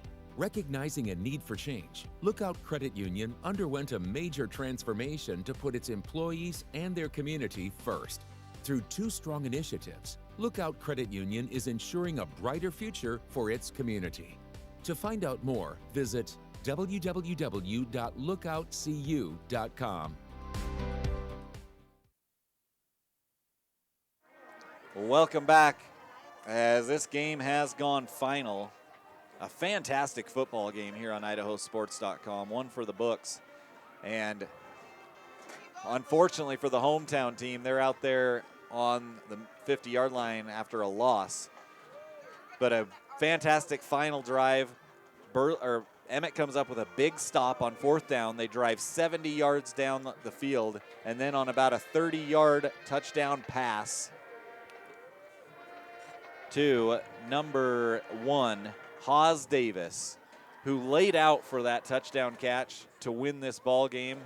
The 2-point conversion was the icing on the cake, but our IdahoSports.com player of the game, presented by the Idaho Office of Highway Safety, is going to go to number 1, Haas Davis, the tight end, the game-winning catch, and it wasn't an easy one. He had to lay out for that thing. That's the thing you dream about, you know, from the time you're just little, laying out for a touchdown catch that wins the game. I have to imagine that was slow motion for him. And, I mean, what a game. Both sides, nothing to hang their heads about. I mean, really, like you said, tough loss for Burley. But it's a game that I think coming out of it, they're going to have a lot of positive things to look at. Obviously, penalties really killed them in the end. Emmett, they had plenty of miscues as well. It wasn't a perfect game by either team, but it was as exciting of a high school football game as you're going to see. Yeah, a few turnovers back and forth, a couple a little more costly than others. But, yeah, penalties for sure. Those are the penalties for sure, those things that you can control. Turnovers happen. Like, you don't want them to, but occasionally that happens. The penalties, you know, you can live with a face mask here and there, but even a late hit out of bounds that's questionable. But all of the personal foul penalties that were just dumb, for lack of a better word, those ones really hurt, and I'm sure that's something they'll look back on and say, man, we should have got away with out of here with a win. But congratulations to Emmett, a fantastic comeback win. They led most of the game, found themselves down late, put together a drive, and came away with the victory. So congratulations to the Emmett Huskies, winning this one 42-35. And congratulations once again to our IdahoSports.com player of the game, presented by the Idaho Office of Highway Safety. That's Haas Davis. Game-winning touchdown catch for the Huskies. Well, thanks for joining us for this Magic Valley game night. Of course, the player of the game brought to you by the Idaho Office of Highway Safety, reminding you to always keep your head in the game, whether you're on the field or on the road. Be in the moment and free from distractions. Complete focus from Haas Davis on that diving touchdown catch. Congratulations to him and the Emmett Huskies. This has been an IdahoSports.com game stream production of Magic Valley Game Night, presented by Project Filter, Valleywide Cooperative, and the Idaho Office of Highway Safety. Additional coverage on IdahoSports.com has been brought to you by Meridian Plumbing and Lookout Credit Union. Huge thanks to them. The broadcast was also made possible by the great support from all of our power boosters for the Burley Bobcats. That is Minidoka Memorial Hospital, AMI Supply, and Burley Physical Therapy, along with Ideal Idaho College Savings Program. Huge thanks to them. And for the Emmett Huskies, it is Ideal Idaho College Savings Programs as well, and Gem Veterinary Clinic, and the overhead door, the genuine, the original. Call them for a quote. Tell them IdahoSports.com sent you. Huge thanks to all of those power boosters. Special thanks to the athletic director here, Randy Wynn, and everyone here at Burley High School for the hospitality and help in getting this game broadcast to you. Congratulations again to our IdahoSports.com player of the game, presented by the Idaho Office of Highway Safety. Number one in our hearts as well tonight, Haas Davis. Fantastic catch to win the ball game here for him tonight. And thanks again for joining us as the Emmett Huskies defeat the Burley Bobcats by a score of 42-35. For my broadcast partner, Dallin Fryer, and everyone else behind the scenes at IdahoSports.com, I'm Lauren Jensen. So long, drive safe, have a great weekend, enjoy some college football and NFL football coming up this weekend. We'll see you next Friday on IdahoSports.com.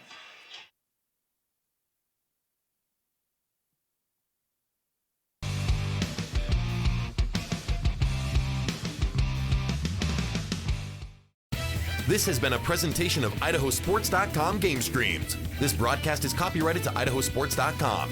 Any rebroadcast, retransmission, or other use of this broadcast without the expressed written